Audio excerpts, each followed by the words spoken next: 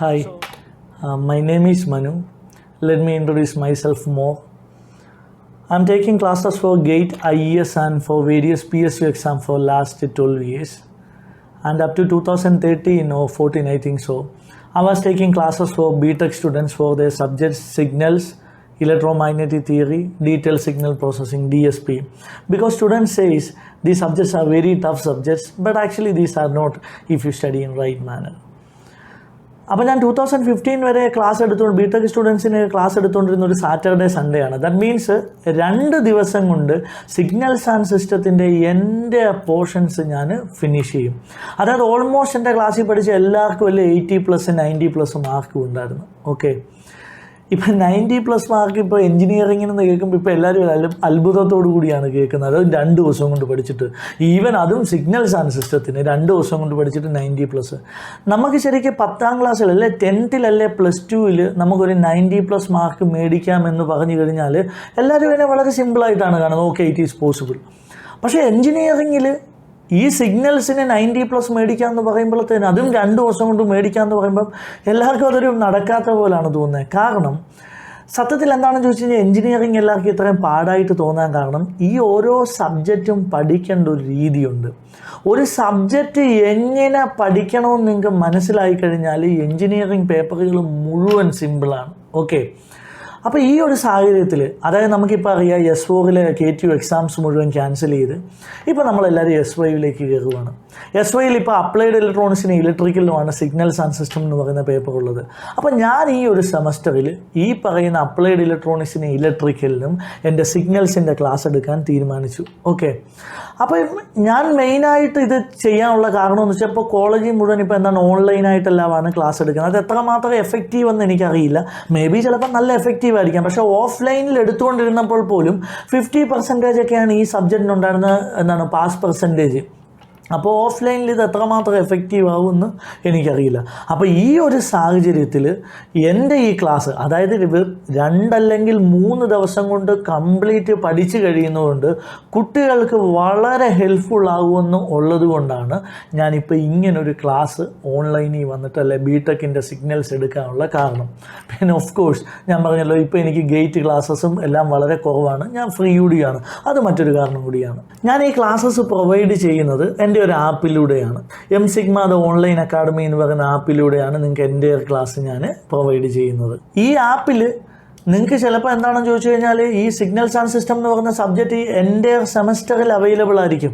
അതായത് നിങ്ങൾക്ക് ഈ സെമസ്റ്റർ മുഴുവൻ എടുത്ത് വേണേൽ പഠിക്കാം. പക്ഷേ ഞാൻ ഒരിക്കലും അങ്ങനെ പറയുന്നില്ല. എൻ്റെ ഒരു സജഷൻ എന്താണെന്ന് ചോദിച്ചു കഴിഞ്ഞാൽ, നിങ്ങൾ ആദ്യത്തെ സെമസ്റ്ററിൻ്റെ തുടക്കം തന്നെ ഒരു 2 ദിവസം അല്ലെങ്കിൽ 3 ദിവസം എടുത്തിട്ട് ഈ സിഗ്നൽസ് ആൻഡ് സിസ്റ്റം മുഴുവൻ ക്ലാസ് നിങ്ങൾ പഠിച്ചു കഴിയണം.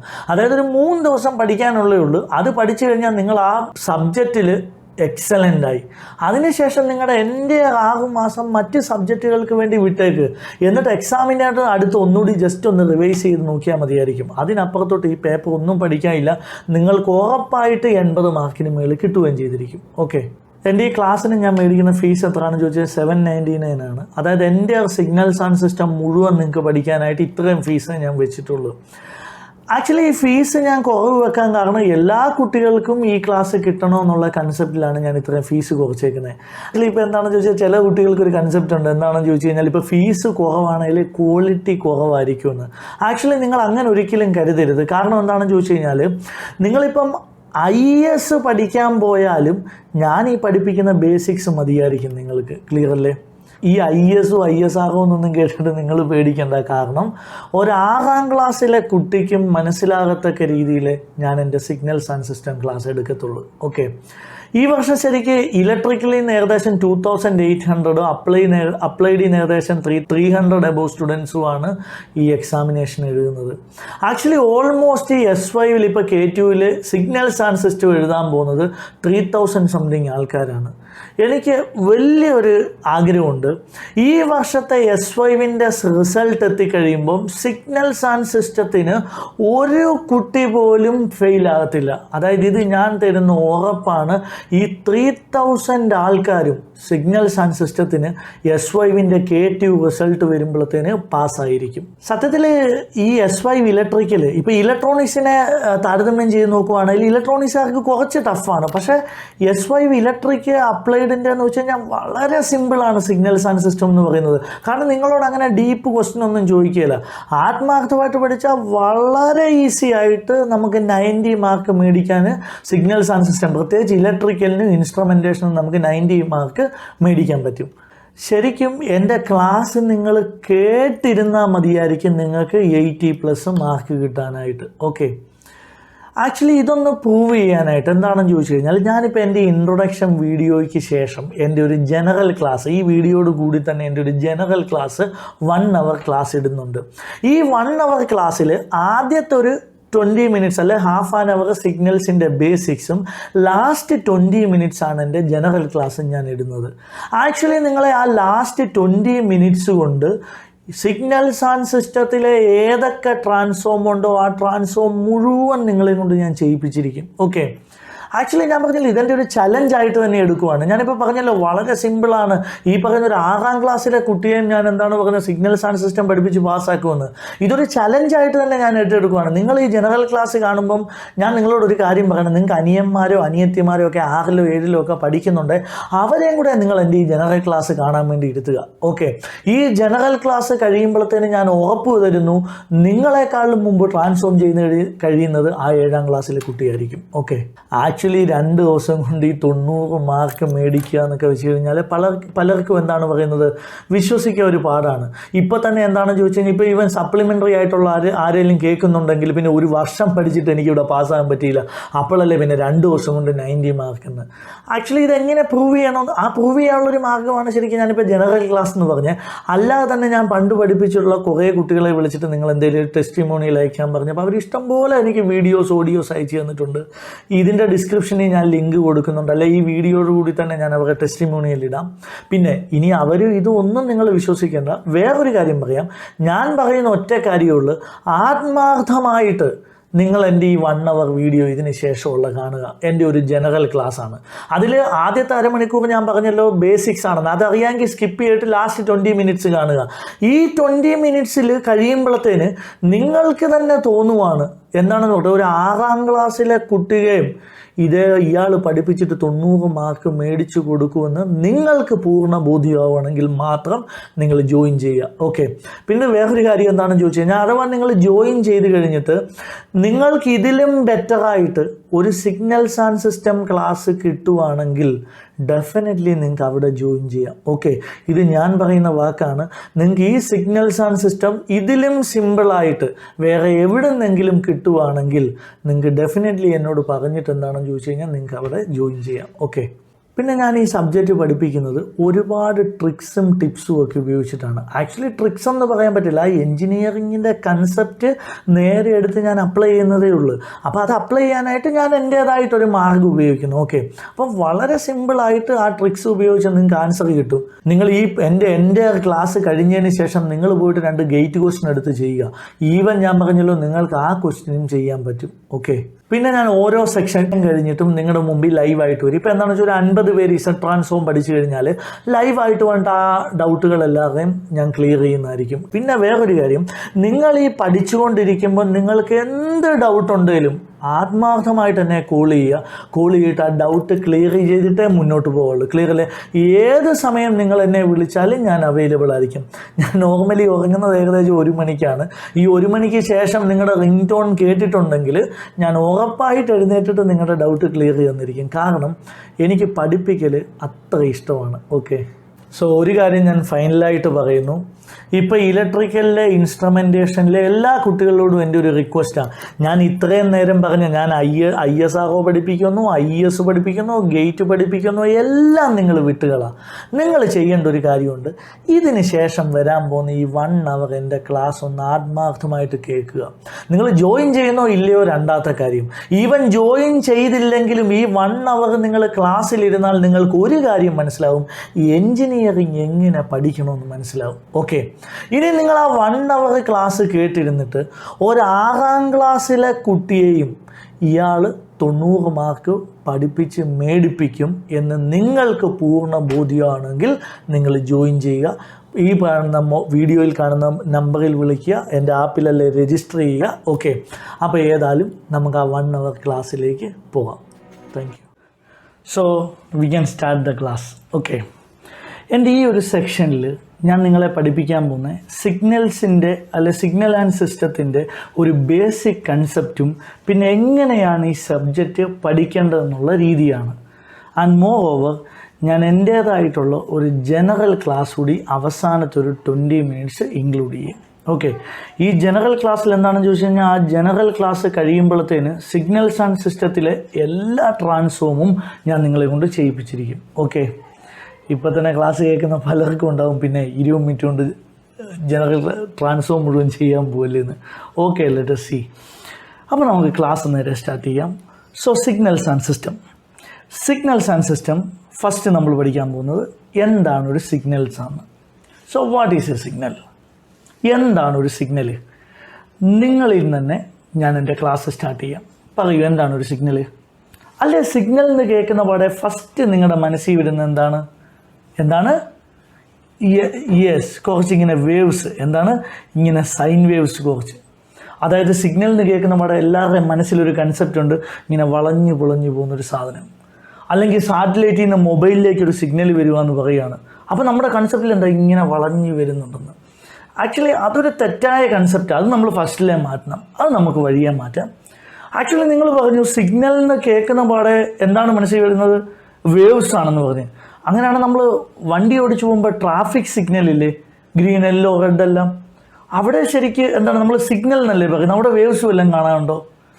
അല്ലെങ്കിൽ ഓഫീസിലോട്ടുള്ള വഴി ഏതാണെന്ന് ചോദിച്ചാൽ ഞാനിങ്ങനെ കൈ ചൂണ്ടിക്കാണിച്ചാൽ മതി, this is also one signal. അല്ലെങ്കിൽ നമ്മൾ വീട്ടിൽ നിന്നൊരു യാത്ര പോകുന്നിടത്ത് മറ്റേ ബൈ ബൈ എന്ന് പറയുകയല്ലേ, that is also one signal. അപ്പോൾ ആക്ച്വലി സിഗ്നൽ എന്ന് വെച്ച് കഴിഞ്ഞാൽ എന്താണ്? What is a signal? എന്താണ്?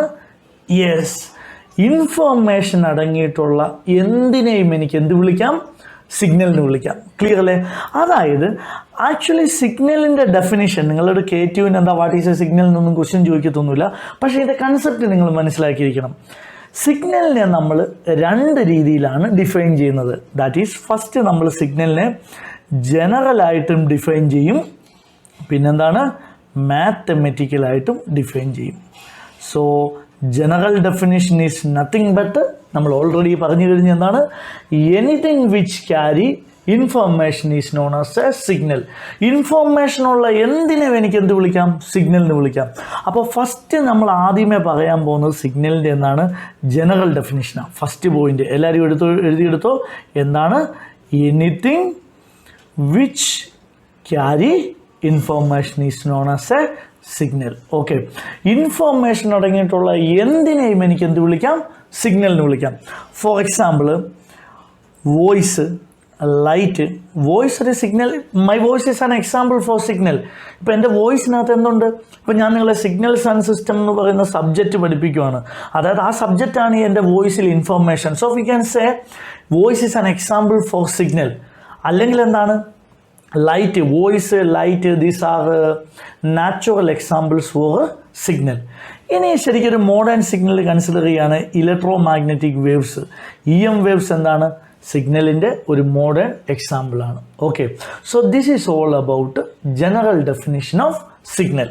ഓക്കെ, ഇനി ആക്ച്വലി ഞാൻ നിങ്ങളോട് പറയാൻ പോകുന്നത് സിഗ്നൽസ് ആൻഡ് സിസ്റ്റത്തിലെ ബേസിക് ആയിട്ടുള്ള 2 കൺസെപ്റ്റാണ്. ആക്ച്വലി എഞ്ചിനീയറിങ്ങിൽ ഇങ്ങനെയുള്ള സബ്ജക്റ്റ് നിങ്ങൾക്ക് പാടായി പോകാൻ കാരണം എന്താണ് കേട്ടോ? ഇങ്ങനെയുള്ള ബേസിക്കായിട്ട് കുറച്ച് കൺസെപ്റ്റുകൾ നിങ്ങൾ അറിയാത്തതുകൊണ്ടാണ്. ഈ ബേസിക്കായിട്ട് കുറച്ച് കൺസെപ്റ്റ് അറിഞ്ഞാൽ ഈ എഞ്ചിനീയറിങ് സബ്ജക്റ്റെല്ലാം വളരെ സിമ്പിളാണ്. ഓക്കെ, ഈ കൺസെപ്റ്റിനായിട്ട് ഞാൻ നിങ്ങളോട്, അതുപോലെ തന്നെ ഞാൻ നിങ്ങളോട് ക്ലാസ് തുടങ്ങാൻ നേരത്ത് ചോദിച്ചിരുന്നു എന്താണ് സിഗ്നൽ എന്ന് ചോദിച്ചപ്പോൾ എല്ലാവരും മറ്റേ വളഞ്ഞു പോകുന്ന ഞാൻ പറഞ്ഞിരുന്നു അതൊരു തെറ്റായ കൺസെപ്റ്റാണ്. അപ്പോൾ അതൊന്ന് മാറ്റണം. അപ്പോൾ ഈ വളഞ്ഞു പോകുന്നു എന്നുള്ള കൺസെപ്റ്റ് മാറ്റാനും കൂടിയിട്ടാണ് ഞാൻ ഈ ഒരു എക്സാമ്പിൾ പറയാൻ പോകുന്നത്. ഓക്കെ, അതായത് നമ്മുടെ തന്നെ ഓൺലൈൻ ക്ലാസ്സിലുള്ള ഒരു കുട്ടിയുടെ പേരാണ് അരുൺ. ഓക്കെ, ഈ അരുണിനെ ഞാനൊരു ജോലി ഏൽപ്പിക്കുവാണ്. അതായത് അരുൺ രാവിലെ 8 മണിക്ക് ട്രിവാൻഡ്രത്തിൽ നിന്ന് ഒരു AC ലോ ഫ്ലോർ ബസ്സിൽ കൊല്ലത്തേക്ക് പോവാണ്. ഓക്കെ, രാവിലെ 8 മണിക്ക് അരുൺ AC ലോ ഫ്ലോർ ബസ്സിൽ കയറിയിട്ട് 10 മണിക്ക് കൊല്ലത്തെത്തും. ഈ അരുണിൻ്റെ കയ്യിൽ ഞാൻ ഒരു 10 മുട്ടായി ആയിട്ടാണ് അരുണിനെ വിടുന്നത്. മനസ്സിലായോ? അത് ബോർഡിൽ നോക്കിയേ. 8 മണിക്ക് അരുണ് ട്രിവാൻഡ്രത്തിൽ നിന്ന് AC ലോ ഫ്ലോർ ബസ്സിൽ കയറിയിട്ട് കൊല്ലത്ത് എത്ര മണിക്കെത്തും? 10 മണിക്ക് കൊല്ലത്തെത്തും. അരുൺ 8 മണിക്ക് കയറി 10 മണിക്ക് അവിടെ എത്തി. ഞാൻ അവിടെ നിൽപ്പുണ്ട്. അരുൺ വന്ന പാടെ അരുണിനോട് ഞാനൊരു ജോലി എന്ന രീതിയിൽ ഞാൻ ചോദിക്കുവാണ്, അരുണെ യാത്ര ചെയ്ത് വന്നപ്പം 9 മണിക്ക് കയ്യിൽ എത്ര മുട്ടായി ഉണ്ടായിരുന്നെന്ന്. അരുണിൻ്റെ കയ്യിൽ എത്ര മുട്ടായി ഉണ്ടായിരുന്നു? എത്ര മുട്ടായിരുന്നു? അരുണിന് മുട്ടായി തിന്നാനൊന്നും പറ്റത്തൊന്നുമില്ല കേട്ടോ. 8 മണിക്കും 10 മുട്ടായിട്ട് കയറിയാൽ 10 മുട്ടായിട്ട് തന്നെ അവിടെ എത്തണം. ഓക്കെ, അപ്പോൾ 9 മണിക്ക് എത്ര മുട്ടായി ഉണ്ടായിരുന്നു? നിങ്ങൾ ആൻസർ പറയണം കേട്ടോ. പിന്നെ എൻ്റെ ക്ലാസ്സിൽ എപ്പോഴും ഞാൻ ചിലപ്പോൾ ചോദിക്കുമ്പോൾ നിങ്ങൾ തന്നെ ഇപ്പം ക്ലാസ് റൂമിലല്ല വീട്ടിൽ ഇരുന്നിട്ടാണേലും യെസ് സാർ എന്നൊക്കെ ഒരു മറുപടി പറയും. ആരെങ്കിലും കണ്ടാൽ ചിലപ്പം പലതും വിചാരിച്ചേക്കും, കാര്യമാക്കണ്ട. ഓക്കെ, അപ്പോൾ 9 മണിക്ക് അരുണിൻ്റെ കയ്യിൽ എത്ര മുട്ടായി ഉണ്ടായിരുന്നു? എത്രയായിരുന്നു? യെസ്, 10 മുട്ടായി. ഇനി ഞാൻ ചോദിക്കുവാണ്, 9 മണി 30 മിനിറ്റിൽ അരുണിൻ്റെ കയ്യിൽ എത്ര മുട്ടായി ഉണ്ടായിരുന്നു? 10 മുട്ടായി. ഇനി 8 മണി 14 മിനിറ്റ് 12 സെക്കൻഡിൽ എത്ര മുട്ടായി ഉണ്ടായിരുന്നു? 10 മുട്ടായി.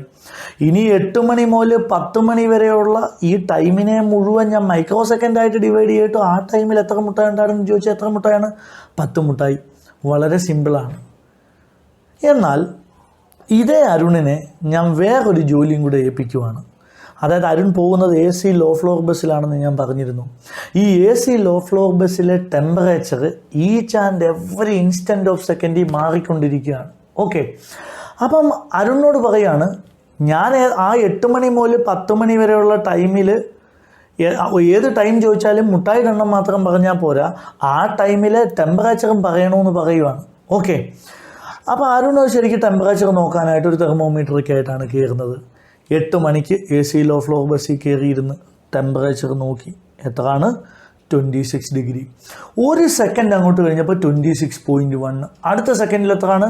26.2. അടുത്ത സെക്കൻഡ് എത്രയാണ്? 26.3. അങ്ങനെ 8 മണി മുതൽ 10 മണി വരെയുള്ള each and every instant of സെക്കൻഡിൽ ഈ ടെമ്പറേച്ചർ മാറിക്കൊണ്ടിരിക്കുകയാണ്. അരുണിനോട് ഞാൻ ചോദിക്കുവാണ്, അവിടെ ചെന്ന് കഴിഞ്ഞപ്പം 9 മണി 10 മിനിറ്റിൽ കയ്യിൽ എത്ര മുട്ടായി ഉണ്ടായിരുന്നു? എത്ര മുട്ടായി ഉണ്ടായിരുന്നു? യെസ്, 10 മുട്ടായി ഉണ്ടായിരുന്നു. എന്നാൽ ഇതേ ടൈമിലെ ടെമ്പറേച്ചർ എത്രയാണെന്ന് ചോദിച്ചാൽ പറയാൻ പറ്റുമോ? പറയാൻ പറ്റുന്നുണ്ടോ? ഇല്ല. എന്തുകൊണ്ട് പറയാൻ പറ്റുന്നില്ല? യെസ്, ടെമ്പറേച്ചർ വേരി ചെയ്തുകൊണ്ടിരിക്കുമായിരുന്നു. മുട്ടായി വേരി ചെയ്തോ? ഇല്ല, ടെമ്പറേച്ചർ വേരി ചെയ്തുകൊണ്ടിരിക്കുമായിരുന്നു. എന്തിനനുസരിച്ച് വേരി ചെയ്യുമായിരുന്നു? ടൈമിനനുസരിച്ച് വേരി ചെയ്യുമായിരുന്നു. യെസ്, ഇതാണ് സിഗ്നലിൻ്റെ ഏറ്റവും ഇമ്പോർട്ടൻ്റ് ആയിട്ടുള്ള property, which is always varying with time. സിഗ്നലിൻ്റെ ജനറൽ ഡെഫിനിഷൻ ഞാൻ ഓൾറെഡി പറഞ്ഞു. എന്താണ്? Anything which carry information is known as a signal. അതിൻ്റെ കൂട്ടത്തിൽ ഞാൻ വേറൊരു ഇമ്പോർട്ടൻ്റ് ഡയലോഗ് ചേർക്കുകയാണ്. എന്താണ്? വിച്ച് ഈസ് ഓൾവേസ്, എല്ലാവരും എഴുതിയെടുത്തു, always varying with time. Clear അല്ലേ? അപ്പോൾ സിഗ്നലിൻ്റെ ജനറൽ ഡെഫിനേഷൻ എന്ന് വെച്ച് കഴിഞ്ഞാൽ ഈ 2 പോയിൻ്റ് ഉണ്ട്.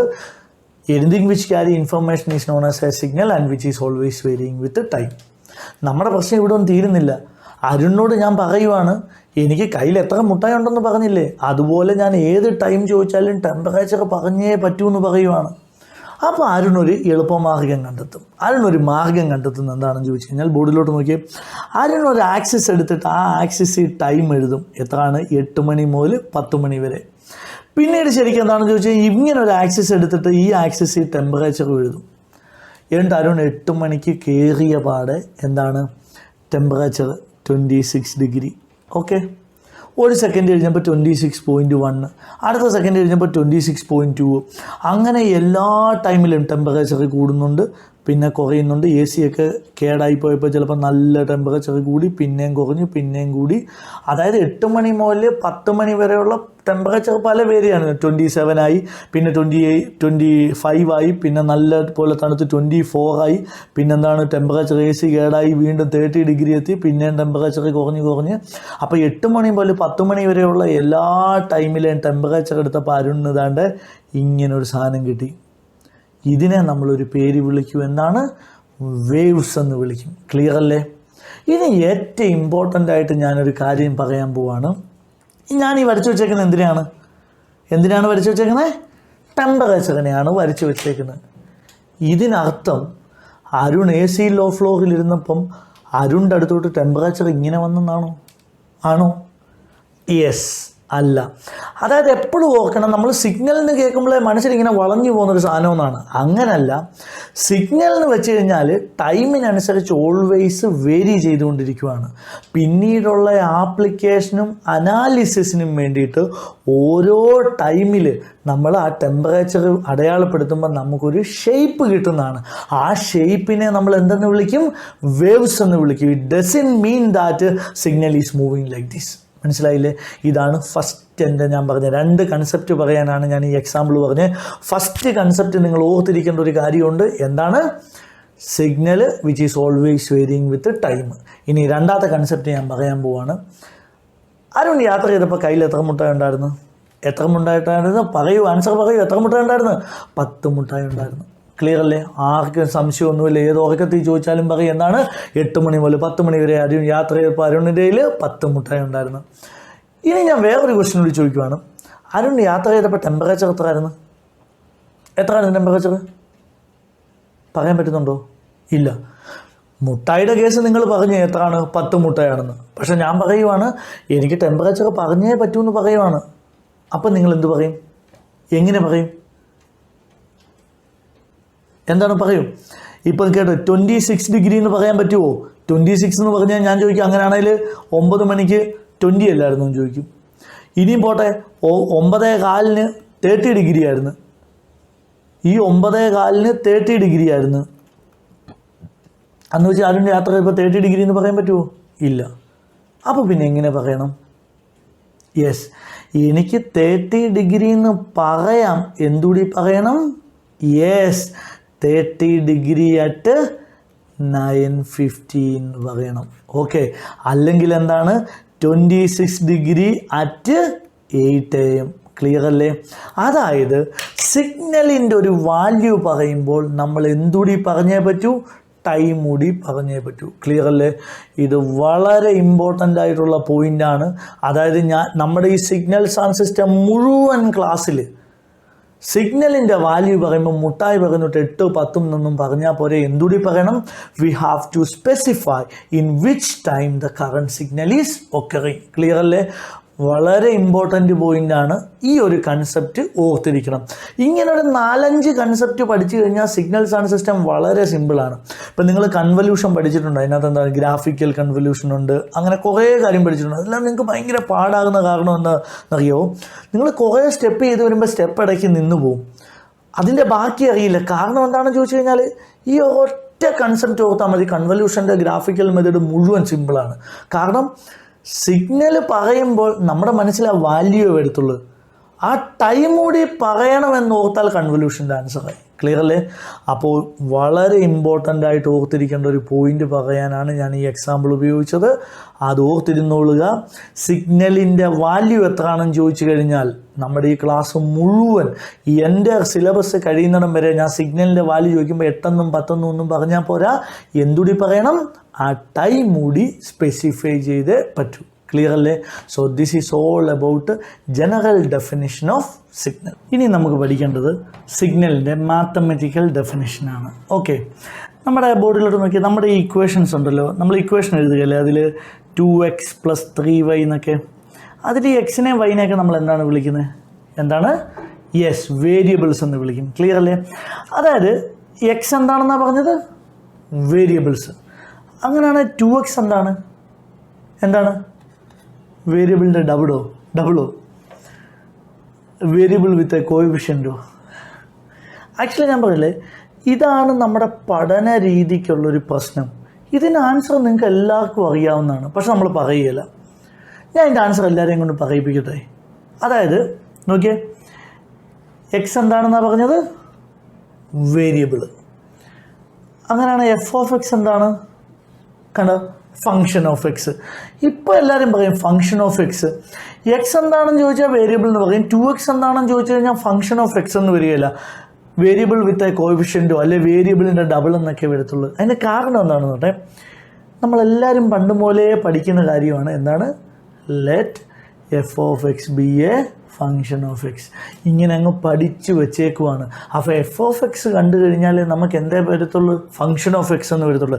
ഈ let F of X B A function of X എന്ന് ഇറ്റ് ക്യാൻ ബി എന്താണ് പറയുന്നത്, എക്സ്പോണൻഷ്യൽ ഫംഗ്ഷൻ ആകാം, ലോഗരിതമെട്രിക് ആകാം, അല്ലാണ്ട് ട്രിഗ്നോമെട്രിക് ഫംഗ്ഷൻ ആകാം, ഏത് ഫംഗ്ഷൻ വേണേലും ആകാം. ക്ലിയർ അല്ലേ? സോ ഇനിയും തെറ്റിയല്ലോ. ശരിക്കും എന്താണെന്ന് ചോദിച്ചു കഴിഞ്ഞാൽ നമ്മൾ പറഞ്ഞേ മാത്തമാറ്റിക്കൽ ഡെഫിനിഷനിൽ എക്സ് എന്താണെന്നാണ് പറഞ്ഞത്? വേരിയബിൾ ആണെന്ന് പറഞ്ഞു. 2x എന്താണെന്നാണ് പറഞ്ഞത്? ഫങ്ഷൻ ഓഫ് എക്സ് ആണെന്ന് പറഞ്ഞു. Okay, so this is nothing but mathematical definition of signal. അതായത് എന്താണെന്നാണ് പറഞ്ഞത്? ഫങ്ഷൻ ഓഫ്, ഇതെന്താണ്? One variable. ഒരു വേരിയബിളോട് കണ്ട എന്ത് പറയും? ഫങ്ഷൻ ഓഫ് മോർ വേരിയബിൾ, അല്ലെ function of 2 variable, function of 3 variable. അതായത് ശരിക്ക് മാത്തമാറ്റിക്കൽ ഡെഫിനിഷൻ ഇത്രേ പറയുന്നുള്ളൂ. ഫങ്ഷൻ ഓഫ് 1 or more വേരിയബിളിനെയാണ് നമ്മൾ എന്ത് പറയുക? സിഗ്നൽ എന്ന് പറയുക. ഇനി നമുക്കറിയാം J2x അല്ലെ 2x, ഇതിനെ നമ്മൾ പറയും റിയൽ വാല്യൂഡ് ഫംഗ്ഷൻ. ഇതിനെ നമ്മൾ എന്ത് പറയും? ബോഡി നോക്കി ഇതിനെ എന്ത് പറയും? കോംപ്ലക്സ് വാല്യൂഡ് ഫംഗ്ഷൻ എന്ന് പറയും. അതായത് രണ്ട് രീതിയിൽ വരാം, real or complex valued functions of 1 or more വേരിയബിളിനെയാണ് നമ്മൾ എന്ത് പറയുക? സിഗ്നൽസ് എന്ന് പറയുക. ക്ലിയർ അല്ലേ? ഇനി മാത്തമാറ്റിക്കലി സിഗ്നലിനെ നമ്മൾ രണ്ടായിട്ടാണ് ഡിഫൈൻ ചെയ്യുന്നത്. ഒന്ന് 1 ഡയമെൻഷണൽ സിഗ്നലും മറ്റെന്താണ്? Multi dimensional signal. 1 dimensional 2x, 3y, 3x², ഇതൊക്കെ എക്സാമ്പിൾ ഫോർ 1 ഡയമെൻഷണൽ സിഗ്നൽ. എന്താണ് 1 ഡയമെൻഷണൽ എന്ന് വെച്ച് കഴിഞ്ഞാൽ അപ്പം ഫങ്ഷൻ ഓഫ് 1 വേരിയബിൾ ആണ് നമ്മൾ അതിനെ എന്ത് പറയും? 1 ഡയമെൻഷണൽ സിഗ്നൽ എന്നും. 2xy, this is A function of 2 variable. Function of 2 or more വേരിയബിളിനെ നമ്മൾ എന്ത് പറയും? മൾട്ടി ഡയമെൻഷണൽ സിഗ്നൽ എന്നും പറയും. ക്ലിയർ അല്ലേ? അപ്പം നമ്മൾ ഇത്ര നേരം പഠിച്ച സിഗ്നലിൻ്റെ ഡെഫിനിഷനാണ്. ഞാൻ ഇത്ര നേരം പറഞ്ഞ കാര്യങ്ങൾ സിമ്പിളായിട്ടൊന്ന് ഓർത്തിരിക്കുക. ഇൻഫോർമേഷൻ അടങ്ങിയിട്ടുള്ള എന്തിനെ എനിക്ക് എന്ത് വിളിക്കാം? സിഗ്നലിന് വിളിക്കാം. Which is always varying with time. പിന്നെ ഒരു സിഗ്നലിൻ്റെ വാല്യൂ പറയുമ്പോൾ വാല്യൂ മാത്രം പറഞ്ഞാൽ മതിയോ? അതിൻ്റെ ടൈം കൂടി നമ്മൾ പറയണം. പിന്നെ മാത്തമാറ്റിക്കൽ ഡെഫിനിഷൻ വളരെ സിമ്പിളായിട്ട് 2x എന്ന് ഓർത്താൽ മതി. അത് വേരിയബിളിൻ്റെ ഡബിൾ അല്ല, എന്താണ്? Function of 1 or more variable. Okay, this is all about definition of signal. Okay, ഇനി നമ്മൾ പഠിക്കാൻ പോകുന്നത് സിഗ്നലിൻ്റെ ക്ലാസിഫിക്കേഷനാണ്. ഓക്കെ, സിഗ്നലിനെ നമ്മൾ 3ആയിട്ടാണ് ക്ലാസിഫൈ ചെയ്യുന്നത്. ഏതൊക്കെയാണെന്ന് ചോദിച്ചാൽ ബോർഡിലോട്ട് നോക്കി. സിഗ്നലിനെ എന്തൊക്കെയാണ്? കണ്ടിന്യൂസ് ഉണ്ട്, ഡിസ്ക്രീറ്റ് ഉണ്ട്, ഡിജിറ്റൽ ഉണ്ട്. ഓക്കെ, സിഗ്നലിനെ മെയിനായിട്ട് 3ആയിട്ട് continuous, discrete, digital. Actually 3 signal ഒന്ന് തന്നെയാണോ? 3 കാരണം എന്താ? ഹെഡിങ് എഴുതിയേക്കുന്ന ക്ലാസിഫിക്കേഷൻ, അതുകൊണ്ട് 3 ആക്ച്വലി ഈ 3 സിഗ്നലും ഒന്ന് തന്നെയാണ്. നമ്മുടെ ആപ്ലിക്കേഷൻ അനുസരിച്ച് നമ്മൾ ഈ ഒരു സിഗ്നലിനെ കൺസിഡർ ചെയ്യുന്ന രീതിയിലുള്ള ഡിഫറൻസിലാണ് നമുക്ക് എന്ത് കിട്ടുന്നത്? ഈ 3 സിഗ്നൽ കിട്ടുന്നത്. ക്ലിയർ അല്ലേ? അതായത് കണ്ടിന്യൂസ് സിഗ്നൽ ഫസ്റ്റ് നമുക്ക് നോക്കാം. ഈ കണ്ടിന്യൂസ് സിഗ്നൽ എന്ന് വെച്ച് കഴിഞ്ഞാൽ എന്താ? വളരെ സിമ്പിളാണ്. സിഗ്നൽ കണ്ടിന്യൂസ് ആയിരിക്കണം. അതായത് ഞാനൊരു 0 to 10 വരെ ഒരു ടൈം എടുത്തു. നോക്കിയാൽ 0 to 10 വരെ, 0 to 10 വരെയുള്ള എല്ലാ ടൈമിലും ഈ സിഗ്നൽ പ്രസൻ്റ് ആണ്. അതുകൊണ്ട് ഈ സിഗ്നലിനെ എന്ത് വിളിക്കും? കണ്ടിന്യൂസ് സിഗ്നൽ എന്ന് വിളിക്കും. അല്ലെങ്കിൽ ഫോർ എക്സാമ്പിൾ നോക്കിയേ 0 to 5 വരെയുണ്ട്, അതുപോലെ തന്നെ 6 to 10 വരെയുണ്ട്.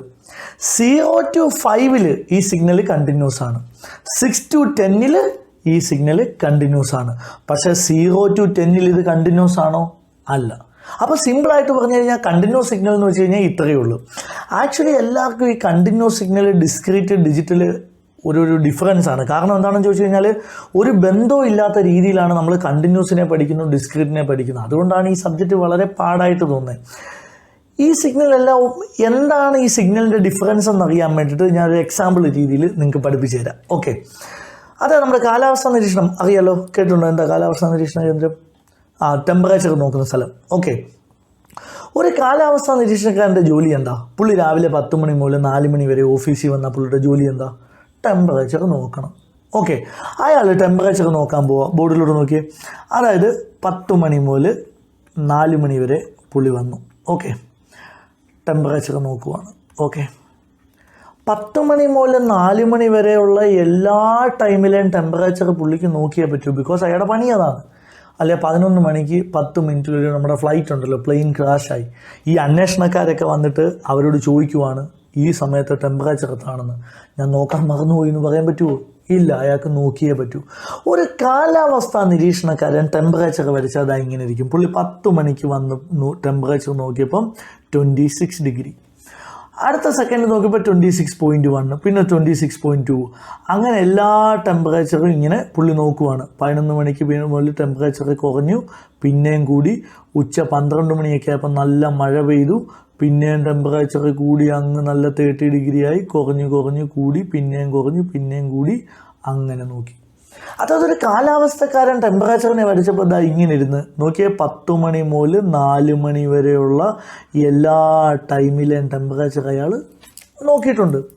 അയാളോട് 10 മണി മുതൽ 4 മണി വരെയുള്ള ഏത് സെക്കൻഡ് ചോദിച്ചാലും അദ്ദേഹം നമുക്ക് പറഞ്ഞു തരും. ക്ലിയർ അല്ലേ? സോ ഇതിനെയാണ് നമ്മൾ എന്ത് വിളിക്കുന്നത്? കണ്ടിന്യൂസ് സിഗ്നൽ എന്ന് വിളിക്കുന്നത്. ക്ലിയർ അല്ലേ? എന്നാൽ ഇതേ ദിവസം നമ്മളെല്ലാവരും കൂടി ക്രിക്കറ്റ് കളിക്കാൻ തീരുമാനിച്ചെന്നിരിക്കട്ടെ. നമ്മൾ കളിക്കാൻ തീരുമാനിച്ചേക്കുന്നത് 4 മണിക്കാണ്. മഴ പെയ്താൽ കളി നടക്കുമോ? ഇല്ല. അപ്പം നമ്മളും ടെമ്പറേച്ചറിനെ ഡിപ്പെൻഡ് ചെയ്തല്ലേ ഉള്ളൂ. നമുക്കും ടെമ്പറേച്ചർ നോക്കിയേ പറ്റൂ. അത് വെച്ചിട്ട് 4 മണിക്ക് കളിയുണ്ടെന്ന് പറഞ്ഞിട്ട് നമ്മളെല്ലാവരും കൂടി രാവിലെ 10 മണി മുതൽ ആകാശത്തോട്ട് നോക്കിയിരിക്കുമോ? ടെമ്പറേച്ചർ എന്താണെന്ന് നോക്കിയിട്ട് ഇരിക്കുമോ? ഇല്ല. നമ്മളും ടെമ്പറേച്ചർ നോക്കിയേ പറ്റൂ. ഇതിപ്പോൾ ഒരാളെ നമ്മൾ ഏൽപ്പിക്കുവാണെന്നിരിക്കട്ടെ. നമ്മുടെ മെയിൻ പണി ആരാണ്? നമ്മുടെ അരുണിനെ തന്നെ ഏൽപ്പിക്കുവാണ്. അരുൺ എന്ത് ചെയ്യും? വേണേ 10 മണിക്ക് ഒന്ന് ഇറങ്ങി നോക്കും. നമ്മളെല്ലാവരും എന്താ 4 മണിക്ക് കളിയുണ്ടല്ലോ, എന്താ ചെയ്യുന്നത്? 10-നൊന്ന് ഇറങ്ങും, 11-നൊന്ന് ഇറങ്ങും, ഉച്ചയ്ക്കൊന്ന് ഇറങ്ങി നോക്കും. സാധ്യതയുണ്ട്, മഴ പെയ്യാനില്ല എന്നൊക്കെ പറയത്തേ ഉള്ളൂ. അപ്പോൾ ഇതേ ജോലി ടെമ്പറേച്ചർ നോക്കാൻ നമ്മുടെ കൂട്ടത്തിലുള്ള അരുണിനെ ഞാൻ ഈ ജോലി ഏൽപ്പിച്ച്. അങ്ങനെയാണ് അരുൺ എങ്ങനെയാണ് ടെമ്പറേച്ചർ നോക്കുന്നത്? ബോർഡിലൂടെ നോക്കിയോണം. അരുണും വന്നിട്ട് 10 മണി മുതൽ 4 മണി വരെ ടൈം ഇട്ടു. ഓക്കെ, അരുൺ 10 മണിക്ക് ഗ്രൗണ്ടിൽ വന്ന് നോക്കുവാണ്. ക്ലിയർ അല്ലേ? 10 മണിക്ക് ശരിക്ക് അരുൺ വന്ന് ടെമ്പറേച്ചർ നോക്കിയാൽ എത്ര ആയിരിക്കും ടെമ്പറേച്ചർ? ഈ കാലാവസ്ഥാ നിരീക്ഷണ കേന്ദ്രത്തിൻ്റെ അടുത്ത് തന്നെയാണ് കേട്ടോ നമ്മുടെ ഗ്രൗണ്ടും. ഓക്കെ, 10 മണിക്ക് പുള്ളി നോക്കുമ്പോൾ 26 ആണ്, നമ്മൾ നോക്കുമ്പോൾ എത്ര തന്നെയായിരിക്കും? 26 ഡിഗ്രി. ക്ലിയർ അല്ലേ? എന്നിട്ട് അരുൺ ആകാശത്ത് തന്നെ നോക്കി അവിടെ തന്നെ നിൽക്കുമോ? ഇല്ല, വീട്ടിൽ പോകും. പിന്നെ ഒരു 11 മണിക്ക് വന്ന് ഇറങ്ങി നോക്കും. 11 മണിക്ക് എത്ര ആയിരിക്കും ടെമ്പറേച്ചർ? 11 മണിക്ക് കാലാവസ്ഥാ നിരീക്ഷണക്കാരൻ നോക്കിയപ്പോൾ 24 ഡിഗ്രിയാണ്. നമ്മൾ നോക്കുമ്പോൾ എത്ര തന്നെയായിരിക്കും? 24 ഡിഗ്രി. അടുത്ത 12 മണിക്ക് ഒന്ന് ഇറങ്ങി നോക്കും. 12 മണിക്ക് വന്ന് ഇറങ്ങി നോക്കുമ്പോൾ 20 ഡിഗ്രിയാണ്. നല്ല മഴയൊക്കെ പെയ്യുന്നുണ്ട്. മഴ പെയ്താൽ എന്താ, ഇല്ല എന്താ? 4 മണിക്കാണ് നമ്മളെ ബാധിക്കുമോ? ഇല്ല. 12 മണിക്ക് ശരിക്കും എത്രയാണ്? 20 ഡിഗ്രി. അടുത്ത വീണ്ടും വന്നിട്ട് ഒരു 2 മണിക്ക് 1 മണിക്ക് നോക്കും. 1 മണിക്ക് നോക്കുമ്പോൾ ടെമ്പറേച്ചർ കൂടി എത്രയാണ്? 30 ഡിഗ്രി ആയിട്ടുണ്ട്. ഇനി ഒരു രസത്തിന് 11 മണിക്കാണ് ഈ വാല്യൂ എന്ന് അറിയാൻ വേണ്ടി ഞാൻ താഴോട്ടൊരു വരയിടും ഒരു രസത്തിന്. കാരണം എന്താ? ഒറ്റയടിക്ക് ഇപ്പോൾ എനിക്ക് അറിയാൻ പറ്റും എങ്ങനെയാണ് 11 മണിക്കാണ് ഈ വാല്യൂ, 10 മണിക്കാണ് ഈ വാല്യൂ എന്ന് അറിയാൻ വേണ്ടി. അടുത്ത ശരിക്കും 2 മണിക്ക് നോക്കിയപ്പോഴത്തേന് എന്താ? ടെമ്പറേച്ചർ പിന്നെയും കൂടി. അങ്ങനെ ഞാൻ 4 മണി വരെയുള്ള ടൈം അരുണെടുത്ത്. ഇത് കാലാവസ്ഥാ നിരീക്ഷണക്കാരൻ വരച്ച ടെമ്പറേച്ചറാണ്. ഇത് ശരിക്കും എന്താ? അരുൺ വരച്ച ടെമ്പറേച്ചറാണ്. 2 പേരും വരച്ച എന്താ? ഒരേ സിഗ്നലിനെ തന്നെയാണ്. പക്ഷേ ഒന്നാമത്തെ സിഗ്നലിനെ ഞാൻ എന്ത് വിളിക്കും? കണ്ടിന്യൂസ് സിഗ്നൽ എന്നും, രണ്ടാമത്തെ സിഗ്നലിനെ ഞാൻ എന്ത് വിളിക്കും? ഡിസ്ക്രീറ്റ് സിഗ്നൽ എന്നും വിളിക്കും. ക്ലിയർ അല്ലേ? അതായത് ഇതിനെ ഞാൻ x(t) എന്ന് റെപ്രസെൻറ്റ് ചെയ്യും, ഇതിനെ ഞാൻ x(n) എന്ന് റെപ്രസെൻറ്റ് ചെയ്യും. ഈ n-നൊരു പ്രത്യേകതയുണ്ട് കേട്ടോ. ഈ n ഒരു കൗണ്ടബിൾ സെറ്റ് ആയിരിക്കണമെന്നുണ്ട് ഡിസ്ക്രീറ്റ് സിഗ്നലിൽ. അതായത് അരുണ് 10, 11, 12, 1, 2 അല്ലെങ്കിൽ 10, 10:30, 11 അത് അരുണിൻ്റെ ഇഷ്ടമാണ്. പക്ഷേ n എപ്പോഴും it should be A countable number. Okay, അതായത് ഇതാണ് ശരിക്കും കണ്ടിന്യൂസ് ഡിസ്ക്രീറ്റ് തമ്മിലുള്ള ഡിഫറൻസ്. രണ്ടും ടെമ്പറേച്ചർ തന്നെയാണ്. ഈ ആൾക്കാർ ചിലപ്പോൾ പഠിക്കുമ്പോൾ കണ്ടിന്യൂസ് എന്തോ സിഗ്നലിനോ ഡിസ്ക്രീറ്റ് വേറെന്തോ സിഗ്നലിനോ പറഞ്ഞാൽ പഠിക്കുന്നത്. പക്ഷേ ഇതങ്ങനല്ല. നമ്മുടെ ആപ്ലിക്കേഷൻ അനുസരിച്ച് നമ്മൾ സിഗ്നലിനെ അനലൈസ് ചെയ്യുന്ന രീതിയിലുള്ള ഡിഫറൻസിലാണ് നമുക്ക് എന്തുണ്ടാകുന്നത്? കണ്ടിന്യൂസ് സിഗ്നലും ഡിസ്ക്രീറ്റ് സിഗ്നലും. ക്ലിയർ അല്ലേ?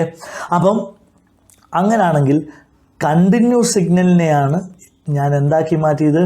ഡിസ്ക്രീറ്റ് സിഗ്നലാക്കി മാറ്റിയത്. ശരിക്കും പറഞ്ഞു കഴിഞ്ഞാൽ ഡിസ്ക്രീറ്റ് സിഗ്നൽ എന്ന് പറഞ്ഞൊരു സാധനം ലോകത്തിലില്ല. നമ്മളെല്ലാ സിഗ്നലിനെ എന്താണ് കണ്ടിന്യൂസ് ആണ്. The real world is analogue എന്നാണ് പറയുന്നത്. കണ്ടിന്യൂസ് സിഗ്നലിനെയാണ് ഞാൻ എന്താക്കി മാറ്റുന്നത്? ഡിസ്ക്രീറ്റ് സിഗ്നലാക്കി മാറ്റുന്നത്. ഈ കണ്ടിന്യൂസിനെ ഡിസ്ക്രീറ്റ് സിഗ്നലാക്കി മാറ്റാൻ ഒരു പ്രോസസ്സിന് പേരുണ്ട്. എന്താണ് അതിൻ്റെ പേര്? യെസ്, സാമ്പിളിംഗ് എന്ന് പറയും. ക്ലിയർ അല്ലേ? അതായത് കണ്ടിന്യൂസിനെ ഡിസ്ക്രീറ്റ് ആക്കാനുള്ള ഇതാണ് സാമ്പിളിംഗ് എന്ന് പറയും. ക്ലിയർ അല്ലേ? ഇനി ഞാൻ വേറൊരു പേര് പഠിപ്പിക്കുകയാണ്. എന്താണ്? ഡിസ്ക്രിറ്റൈസേഷൻ എന്ന് പറയും. Discretisation of continuous signal in time gives discrete signal. ഇത് വളരെ ഇമ്പോർട്ടൻ്റ് ആണ്. ബോർഡിലോട്ട് നോക്കി. അതായത് എനിക്കൊരു കണ്ടിന്യൂസ് സിഗ്നൽ ഉണ്ട് 0 to 10 വരെ. ഓക്കെ, ഈ സിഗ്നലിനെ ഞാൻ ഡിസ്ക്രീറ്റ് ആക്കാൻ പറഞ്ഞാൽ ഞാൻ ഡിസ്ക്രിറ്റൈസേഷൻ ഇൻ ടൈം ചെയ്ത് 0, 1, 2 അങ്ങനെ 10 വരെ. എന്നിട്ട് 0യിൽ എത്രയായിരുന്നോ ആംപ്ലിറ്റ്യൂഡ് ഞാൻ അത് തന്നെ അടയാളപ്പെടുത്തി. 1ൽ എത്രയായിരുന്നോ ആംപ്ലിറ്റ്യൂഡ് ഞാൻ അത് തന്നെ അടയാളപ്പെടുത്തി. 2ൽ എത്രയായിരുന്നോ ആംപ്ലിറ്റ്യൂഡ് അത് തന്നെ. 2ൽ ഇവിടെ എത്രയാണോ ആംപ്ലിറ്റ്യൂഡ് അത് തന്നെയാണ് ഞാൻ അടയാളപ്പെടുത്തിയത്. ക്ലിയർ അല്ലേ? അതായത് കണ്ടിന്യൂസിനെ ഞാൻ ഡിസ്ക്രീറ്റ് ആക്കാൻ നേരത്ത് ഡിസ്ക്രിറ്റൈസേഷൻ ഇൻ ടൈം മാത്രമാണ് ഞാൻ ചെയ്തത്. ആംപ്ലിറ്റ്യൂഡിൽ എന്തെങ്കിലും മാറ്റം വരുത്തിയോ? ഇല്ല. വളരെ ഇമ്പോർട്ടൻ്റ് പോയിൻ്റാണ്. അതായത് ഞാനൊരു കണ്ടിന്യൂസ് സിഗ്നലിനെ ഡിസ്ക്രീറ്റ് സിഗ്നൽ ആക്കുന്നതിനൊരു പ്രോസസ്സിൻ്റെ പേര് എന്താണ്? Discretisation in time. വളരെ ഇമ്പോർട്ടൻ്റ് ആണ്, ഓർത്തോണം. കണ്ടിന്യൂസ് സിഗ്നലിനെ ഡിസ്ക്രിറ്റൈസേഷൻ ഇൻ ടൈം ചെയ്താൽ എനിക്ക് എന്ത് കിട്ടും? ഡിസ്ക്രീറ്റ് സിഗ്നൽ കിട്ടും. ഇതിനെ മാത്തമെറ്റിക്കലി ഞാനൊന്ന് റെപ്രസെൻ്റ് ചെയ്താൽ x of n is equal to x of t at t is equal to n t gives x of n. അതായത് ഡിസ്ക്രീറ്റ് സിഗ്നലിൽ കിട്ടാനായിട്ട് എക്സ് ഓഫ് ടിയിൽ ടിക്ക് എന്ത് കൊടുക്കണം? എൻ ടി കൊടുക്കണം. ഈ ടിയെ പറയുന്ന പേരെന്താണ്? സാമ്പിളിംഗ് പീരീഡ് അല്ലെങ്കിൽ ഡിസ്ക്രിറ്റൈസേഷൻ പീരീഡ് എന്നൊക്കെ പറയും. ക്ലിയർ അല്ലേ? കാരണം ഈ ടി 1, 2, 3 എടുക്കണോ 2, 4, 6 എടുക്കണോ എന്ന് നമ്മുടെ ഇഷ്ടമാണ്. ക്ലിയർ അല്ലേ? അതുകൊണ്ട് എപ്പോഴും, അതായത് ഞാൻ ഉദ്ദേശിച്ചത് എന്താണെന്ന് വെച്ചാൽ ബോർഡിന് മുകളിലോട്ട് നോക്കി. ഒരാളൊരു കണ്ടിന്യൂസ് സിഗ്നൽ, അതായത് എന്താണ്, സൈൻ ടി എന്ന് തന്നേക്കുവാണ്. സൈൻ ടീനെ ഡിസ്ക്രീറ്റ് ആക്കാൻ വെറുതെ സൈൻ എൻ എന്ന് എഴുതി വെച്ചാൽ പോരാ. എന്തെഴുതണം? സൈൻ ടീനെ ഡിസ്ക്രീറ്റ് ആക്കാൻ സൈൻ എൻ ടി എന്ന് എഴുതണം. ഈ ടി തന്നിരിക്കും, അല്ലെങ്കിൽ ടി തന്നിട്ടില്ല, ഫ്രീക്വൻസി തന്നിരിക്കാൻ 1/f എന്ന് എടുത്താൽ മതി. ക്ലിയർ അല്ലേ? വളരെ സിമ്പിളായിട്ട് പറഞ്ഞു കഴിഞ്ഞാൽ ഞാൻ ഇത്ര നേരം പറഞ്ഞത് ഈ പറയുന്ന കണ്ടിന്യൂസ് സിഗ്നലിനെ ഡിസ്ക്രീറ്റ് ആക്കുന്ന രീതിക്കാണ് ഡിസ്ക്രിറ്റൈസേഷൻ ഇൻ ടൈം എന്ന് പറയുന്നത്. സിഗ്നലിനെ 3ആയിട്ട് ക്ലാസിഫൈ ചെയ്യുന്നുണ്ട്: കണ്ടിന്യൂസ്, ഡിസ്ക്രീറ്റ്, ഡിജിറ്റൽ. ഇതെല്ലാം 3 എല്ലാം എന്ത് തന്നെയാണ്? ഒന്ന് തന്നെയാണ്. നമ്മളുടെ ആപ്ലിക്കേഷൻ അനുസരിച്ച് നമ്മൾ കൺസിഡർ ചെയ്യുന്ന രീതിയിലാണ്. കാലാവസ്ഥക്കാരന് എല്ലാ ടൈമിലും ടെമ്പറേച്ചർ നോക്കണം. ഒരു കാലാവസ്ഥക്കാരനെ സംബന്ധിച്ചിടത്തോളം ടെമ്പറേച്ചർ എന്താണ്? കണ്ടിന്യൂസ് സിഗ്നലാണ്. ക്രിക്കറ്റ് കളിക്കാൻ നിൽക്കുന്ന നമ്മളെ സംബന്ധിച്ചിടത്തോളം ടെമ്പറേച്ചർ എന്താണ്? ഡിസ്ക്രീറ്റ് സിഗ്നലാണ്. ക്ലിയർ അല്ലേ? ഇനി നമ്മൾ പഠിക്കാൻ പോകുന്നത് ഡിജിറ്റൽ സിഗ്നലാണ്. Okay, digital signal. Okay, actually already പറഞ്ഞു ഇതെല്ലാം ഒരു സിഗ്നലാണെന്ന്. നമ്മുടെ കാലാവസ്ഥക്കാരന് ബോർഡിലോട്ട് നോക്കിയ കാലാവസ്ഥക്കാരൻ ടെമ്പറേച്ചർ വരച്ചു കഴിഞ്ഞാൽ എങ്ങനെ ഇരിക്കും? ഇങ്ങനെ ഇരിക്കും. അതായത് 10 മണിക്ക് 26 ഡിഗ്രി. ഓക്കെ, എന്നിട്ട് ടെമ്പറേച്ചർ കൂടുന്നു, പിന്നെ കുറയുന്നു, പിന്നെയും കൂടുന്നു, നല്ല കൂടുന്നു, കുറയുന്നു. ഓക്കെ, കാലാവസ്ഥക്കാരൻ ടെമ്പറേച്ചറിനെ വരച്ച് എങ്ങനെ ഇരിക്കും? ഇങ്ങനെ ഇരിക്കും. ഇനി ഈ ഒരു കണ്ടിന്യൂസ് സിഗ്നലിനെ നമ്മൾ ഡിസ്ക്രീറ്റ് ആക്കാൻ പറഞ്ഞാൽ എന്ത് ചെയ്യണമെന്നാണ് പറഞ്ഞത്? ഞാനൊരു വാക്ക് പറഞ്ഞ് എന്ത് ചെയ്യണം? ഡിസ്ക്രിറ്റൈസേഷൻ ഇൻ ടൈം ചെയ്യണം. ആദ്യമേ ഞാൻ ഡിസ്ക്രിറ്റൈസേഷൻ ഇൻ ടൈം ചെയ്ത്, എന്നിട്ട് ഈ ടൈമിൽ 10 മണിക്ക് ഇവിടെ എത്രയായിരുന്നോ ആംപ്ലിറ്റ്യൂഡ് ഞാൻ അത് തന്നെ അടയാളപ്പെടുത്തി 26 ഡിഗ്രി. ഇനി ശരിക്കും 11 മണിക്ക് ഇവിടെ എത്രയായിരുന്നോ ആംപ്ലിറ്റ്യൂഡ് അത് തന്നെ ഞാനിവിടെ അടയാളപ്പെടുത്തി. 12 മണിക്ക് മുകളിൽ എത്രയായിരുന്നോ ആംപ്ലിറ്റ്യൂഡ് അത് തന്നെ ഞാൻ അടയാളപ്പെടുത്തി. ക്ലിയർ അല്ലേ? അപ്പോൾ കണ്ടിന്യൂസിനെ ഡിസ്ക്രീറ്റ് ആക്കാൻ വേണ്ടി ഡിസ്ക്രിറ്റൈസേഷൻ ടൈം ചെയ്തിട്ട് അതേ ആംപ്ലിറ്റ്യൂഡ് ഇട്ട് കൊടുത്ത്. ഇനി നമ്മൾ ഡിജിറ്റൽ ആക്കാൻ പോവാണ്. ഡിജിറ്റൽ സിഗ്നൽ ആക്കാനും നമ്മൾ എന്താ ചെയ്യേണ്ടതെന്ന് അറിയാവോ? ഡിസ്ക്രിറ്റൈസേഷൻ ഇൻ ടൈം ചെയ്യണം. ക്ലിയർ അല്ലേ? ആദ്യമേ ഞാൻ 10 മണി മുതൽ 4 മണി വരെയുള്ളതിൽ ഡിസ്ക്രിറ്റൈസേഷൻ ഇൻ ടൈം ചെയ്ത്, എന്നിട്ട് ഈ ടൈമിൽ ആംപ്ലിറ്റ്യൂഡ് എത്ര? 26 ഡിഗ്രി. ആക്ച്വലി ഡിജിറ്റലിൽ 26 എന്ന് പറയുന്നൊരു വാല്യൂ ഉണ്ടോ? 26 ഡിഗ്രി ഉണ്ടോ? ഇല്ല. ഡിജിറ്റലിൽ ആരൊക്കെയുള്ളൂ? യെസ്, 0ഉം 1ഉം മാത്രമേ ഉള്ളൂ. അപ്പോൾ ആക്ച്വലി നമ്മൾ ഇതിനെ കോഡ് ചെയ്യണം. ടെമ്പറേച്ചറിന് ഒരു എക്സാമ്പിൾ കോഡിങ് ഞാൻ പറയുകയാണ്. ഞാനൊരു 25 ഡിഗ്രി ത്രഷോൾഡ് ടെമ്പറേച്ചറിനെടുത്ത്, ഈ 25 ഡിഗ്രിക്ക് മുകളിലാണെങ്കിൽ എന്താണ്, അത് 1 എന്നും, താഴെയാണെങ്കിൽ 0 എന്നും. 10 മണിക്ക് എത്രയാണ്, 26 ആണ്, അതുകൊണ്ട് ഞാൻ 1 എന്ന് എഴുതി. 11 മണിക്ക് 28 ആണ്, അതും ഞാൻ 1 എന്ന് എഴുതി. 12 മണിക്ക് ഇവിടെ നോക്കിയേ 0 ആണ്, അപ്പോൾ അതിന് 25 താഴെയാണ്, അതുകൊണ്ട് എന്താണ് 0 എടുത്ത്. അടുത്ത നോക്കിയപ്പോഴത്തേന് നോക്കിയേ 26 5 മേളിലാണ്, അതിനാണ് ഞാൻ 1 എന്ന് എടുത്ത്. ഓക്കെ, ഇതെല്ലാം 1 ആണ്. ഓക്കെ, അടുത്ത എല്ലാം നോക്കുമ്പോഴത്തേന് എന്താ, ഇവിടെ എല്ലായിടത്തും 1 1 ആണ്. വീണ്ടും 3 o'clock എത്തിയപ്പോൾ എന്തായി, 0 ആയി. ആക്ച്വലി ഇതാണ് എൻ്റെ ഡിജിറ്റൽ സിഗ്നൽ. അതായത് ഒരു കണ്ടിന്യൂസ് സിഗ്നലിനെ ഞാൻ ഡിജിറ്റൽ ആക്കാൻ നേരത്ത് ഡിസ്ക്രിറ്റൈസേഷൻ ഇൻ ടൈം മാത്രമാണോ ചെയ്തത്? അല്ല. എന്തുകൂടി ചെയ്ത്, discretisation in time and amplitude. Clear അല്ലേ?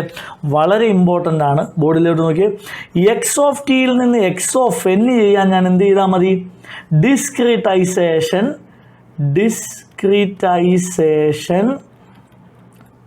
ഇൻ ടൈം ചെയ്താൽ എനിക്ക് എന്ത് കിട്ടി, ഡിസ്ക്രിറ്റ് കിട്ടി. ഇനി എനിക്കിവിടെ ഡിജിറ്റലാണ് വേണ്ടെങ്കിൽ ഞാൻ എന്താണ് ചെയ്യേണ്ടത്, discretisation in time and amplitude. Okay, ഇതിനൊരു നോട്ട് ഇപ്പോൾ ഈ സെക്ഷൻ്റെ പുറകെ ഞാൻ ജസ്റ്റ് ഒന്ന് നോക്കിയിട്ട് പറഞ്ഞുതരാം. അപ്പോൾ അത് കിട്ടുമ്പോഴത്തേന് നിങ്ങൾക്ക് എളുപ്പമായിരിക്കും. ക്ലിയർ അല്ലേ? അപ്പോൾ ഇത്ര ഓർത്താൽ മതി, 3 സിഗ്നലും ഒന്ന് തന്നെയാണ്. എൻ്റെ ആപ്ലിക്കേഷൻ അനുസരിച്ചിട്ടാണ് ഞാൻ പല സിഗ്നലിനെ കൺസിഡർ ചെയ്യുന്ന രീതിയിലുള്ള difference. So this is all about classification of signal. ഈ ജനറലായിട്ട് ഇത്ര നേരം നമ്മൾ ഈ കാര്യങ്ങൾ മനസ്സിലാക്കാൻ പറഞ്ഞതേ ഉള്ളൂ. ഒരു നോട്ട് എന്ന രീതിയിൽ ഞാനിപ്പോൾ നിങ്ങൾക്ക് എക്സ്പ്ലെയിൻ ചെയ്തു തരാം. ഓക്കെ,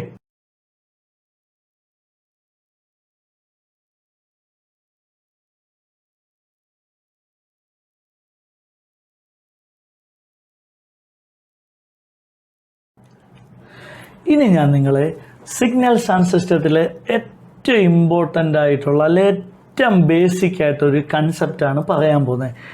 ഇങ്ങനെയുള്ള ഈ കൺസെപ്റ്റ് ഉണ്ടെങ്കിലാണ് ഞാൻ പറഞ്ഞല്ലോ ഒരു 40 മിനിറ്റ്സിൽ നമുക്ക് സിഗ്നൽസിൽ ആൾമോസ്റ്റ് ട്രാൻസ്ഫോം എല്ലാം ചെയ്ത് കഴിയാൻ പറ്റും. ഓക്കെ, കൺസെപ്റ്റ് എന്താണെന്ന് ചോദിച്ചു കഴിഞ്ഞാൽ, സപ്പോസ് ബോർഡിലോട്ട് നോക്കിയേ, ഇതാണ് എൻ്റെ continuous signal X of T. Okay, 0 to 10 വരെ. ഓക്കെ, ഇനി ഒരു ഡിസ്ക്രീറ്റ് സിഗ്നൽ നോക്കിയേ, അതായത് 0 to 10 വരെ. എന്താണ്, 0ൽ ഈ വാല്യൂ, 1ൽ ഈ വാല്യൂ, 2ൽ ഈ വാല്യൂ, അതിൻ്റെ തന്നെ ഡിസ്ക്രീറ്റ് സിഗ്നൽ. ഓക്കെ,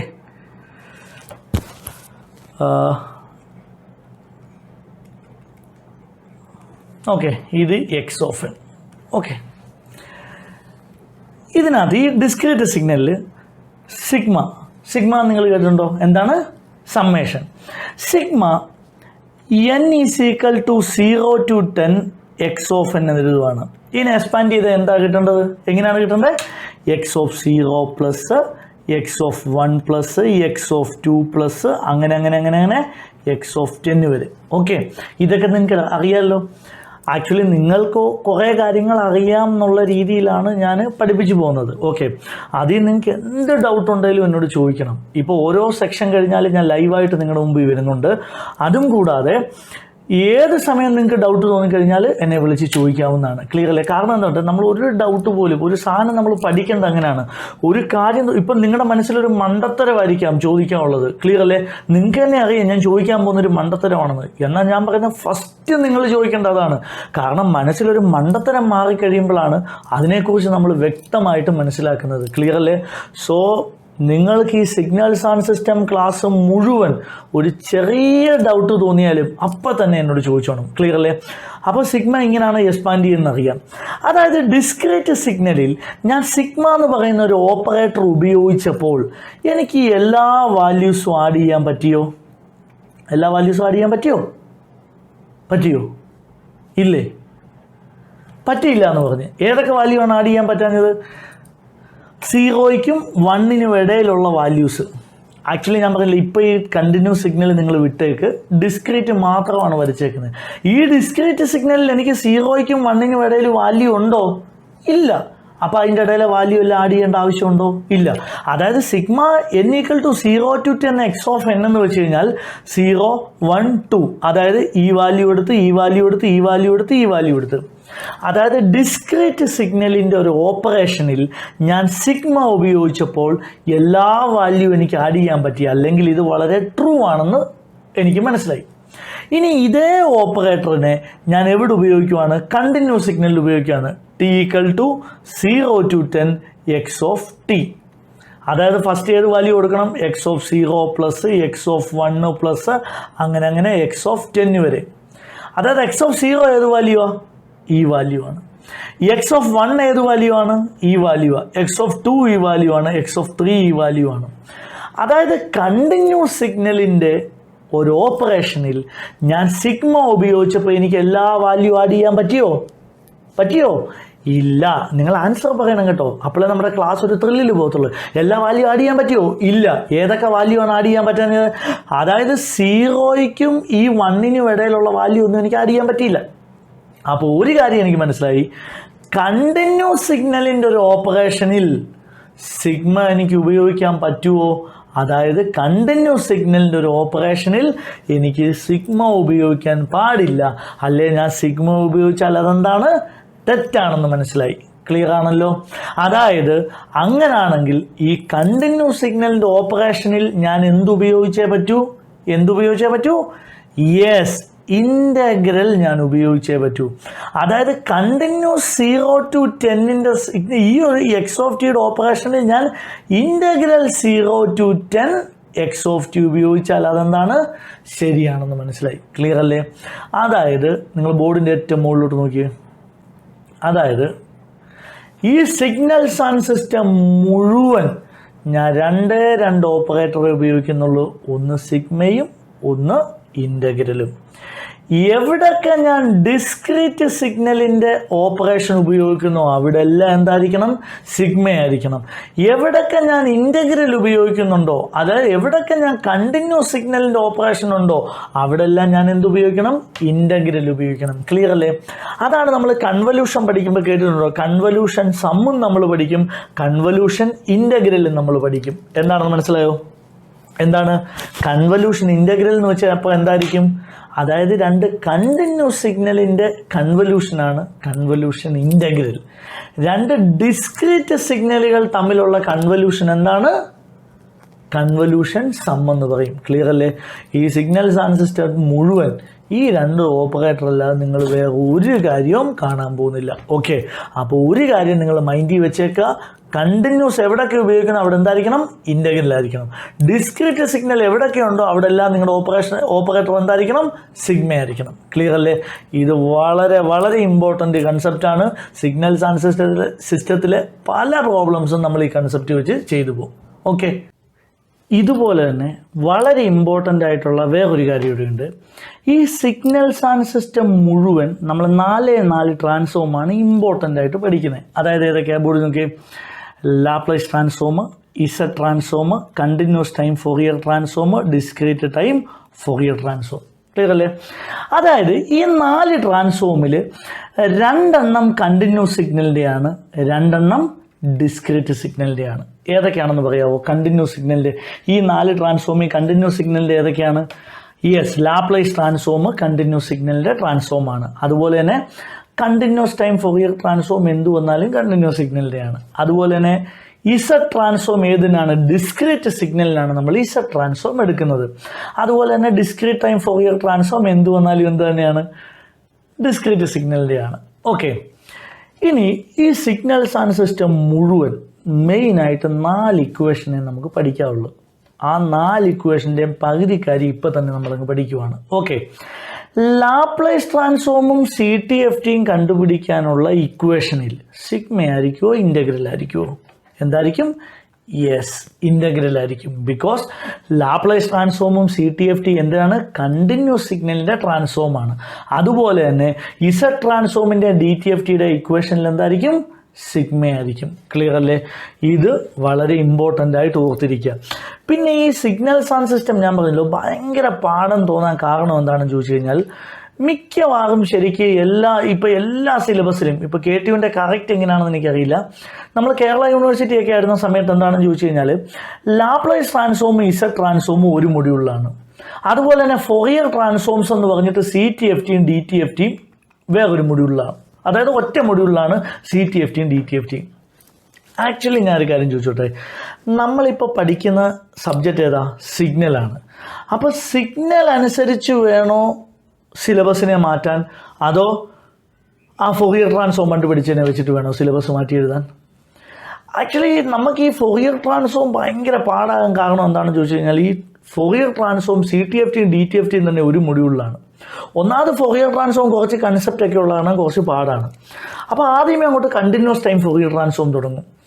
നമ്മൾ ഒന്നാമത് പഠിക്കാൻ പാടാണ്, കഷ്ടപ്പെട്ടിട്ടാണ് നമ്മൾ മനസ്സിലാക്കി ഒരു വിധത്തിൽ പഠിച്ച് അങ്ങോട്ട് വരുമ്പോൾ ആ സിലബസിൻ്റെ പകുതിയും തന്നെ എന്ത് തുടങ്ങും? DTFT തുടങ്ങും. ഇതുമായിട്ട് യാതൊരു ബന്ധവുമില്ലാത്ത കാരണം അവിടെ നമ്മൾ ഇട്ടിട്ട് പോകും. ആക്ച്വലി നമ്മൾ ഒരിക്കലും നമ്മൾ സിഗ്നൽ അനുസരിച്ച് എന്ത് പഠിക്കത്തുള്ളൂ, ഈ പറയുന്ന സബ്ജക്റ്റ് പഠിക്കത്തുള്ളൂ. ഞാൻ എപ്പോഴും നിങ്ങളെ പഠിപ്പിക്കുന്നത് എന്താണെന്ന് ചോദിച്ചു കഴിഞ്ഞാൽ, Z ട്രാൻസ്ഫോം പഠിക്കുമ്പോൾ അതിൻ്റെ കൂട്ടത്തിൽ നിങ്ങൾ എന്ത് പഠിപ്പിക്കും? DTFT പഠിപ്പിക്കും. കാരണം ഡിസ്ക്രീറ്റ് സിഗ്നലുകളുടെ ട്രാൻസ്ഫോമാണ്. അപ്പോൾ കൺസെപ്റ്റ് വൈസ് നമുക്ക് മനസ്സിലാക്കാൻ വളരെ എളുപ്പമായിരിക്കും. ചുരുക്കി പറഞ്ഞാൽ Z ട്രാൻസ്ഫോം പഠിച്ചാൽ DTFT ഫ്രീ ആണെന്ന് പറയാം. ചില കൺസെപ്റ്റ് നമ്മൾ കൺസിഡർ ചെയ്യണം ഫോറിയർ ട്രാൻസ്ഫോമിൻ്റെ. ഓക്കെ, അതുപോലെ തന്നെ ലാപ്ലേസ് ട്രാൻസ്ഫോം പഠിക്കുമ്പോൾ എന്താണ്? നമ്മൾ CTFT പഠിക്കും. സിലബസ് ഇപ്പം CTFTയും DTFTയും ഒരു മൊഡ്യൂളിലാണേലും എൻ്റെ ഈ ക്ലാസ്സിൽ നമ്മൾ ഒരിക്കലും അങ്ങനെയല്ല പഠിക്കാൻ പോകുന്നത്. ലാപ്ലേസിൻ്റെ കൂടെ ആയിരിക്കും CTFT പഠിക്കുക, ഇസഡിൻ്റെ കൂടെ ആയിരിക്കും DTFT പഠിക്കുക. അതുകൊണ്ട് ശരിക്കും നമുക്ക് സിലബസ് എങ്ങനെയാണെന്ന് നോക്കാം. സിഗ്നൽസ് ആൻഡ് സിസ്റ്റം നമ്മുടെ സിലബസാണ് ഞാൻ ഇനി നിങ്ങളോട് എക്സ്പ്ലെയിൻ ചെയ്യാൻ പോകുന്നത്. ഓക്കെ, സിലബസിൽ ആദ്യത്തെ ഞാൻ പഠിപ്പിക്കാൻ പോകുന്നത് സിഗ്നൽ പഠിക്കും, സിസ്റ്റം പഠിക്കും. സിഗ്നലും സിസ്റ്റവും തമ്മിലുള്ള ഒരു ബന്ധമാണ് എന്താണ്? കൺവല്യൂഷൻ. അതായത് operation between A signal and സിസ്റ്റമാണ് കൺവല്യൂഷൻ. അപ്പോൾ ആദ്യമേ ഞാൻ സിഗ്നലും, അതായത് മൊഡ്യൂൾ 1 എന്ന് വേണേൽ പറയാം, നമ്മൾ ഈ രീതി, അതായത് സിലബസ് എന്തു തന്നെ ആയിക്കോട്ടെ, നമ്മുടെ സിലബസാണ് ഞാൻ പറയാൻ പോകുന്നത്. ഈ രീതിയിലാണ് നമ്മൾ സിഗ്നൽസ് ആൻഡ് സിസ്റ്റം പഠിക്കാൻ പോകുന്നത്.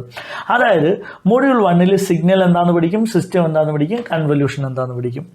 അത് കഴിഞ്ഞാൽ മൊഡ്യൂൾ 2 നമ്മൾ എന്ത് പഠിക്കും? Z ട്രാൻസ്ഫോം പഠിക്കും. അതിൻ്റെ കൂട്ടത്തിൽ തന്നെ എന്ത് പഠിക്കും? DTFT പഠിക്കും. ക്ലിയർ അല്ലേ? അടുത്ത ശരിക്കും മൊഡ്യൂൾ 3 നമ്മൾ ലാപ്ലേസ് ട്രാൻസ്ഫോം പഠിക്കും. അതിൻ്റെ കൂട്ടത്തിൽ നമ്മൾ എന്ത് പഠിക്കും? CTFTയും പഠിക്കും. അടുത്ത മൊഡ്യൂൾ 4 ക്ലിയർ അല്ലേ?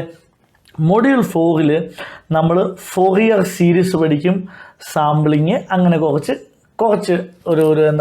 മിസ്ലേനിയസ് തിങ്സും പഠിക്കും.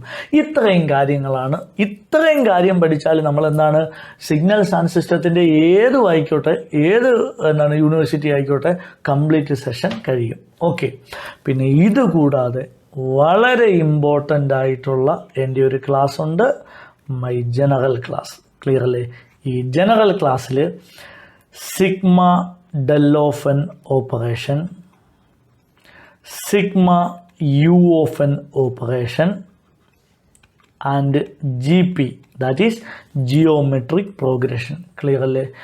എൻ്റെ ഈ ജനറൽ ക്ലാസ്സിൽ, അതായത് ഈ സിഗ്നൽസ് ആൻഡ് സിസ്റ്റം മുഴുവൻ പഠിക്കാനുള്ള എല്ലാ മാത്തമാറ്റിക്സ്, അതായത് ഈ ഒരു സെക്ഷനിൽ പെടുന്ന ഏത് പ്രോബ്ലം ചെയ്യാനുള്ള മാത്തമാറ്റിക്സും എൻ്റെ ഈ ജനറൽ ക്ലാസ്സിൽ നിങ്ങളെ പഠിപ്പിച്ചു കഴിഞ്ഞിരിക്കും.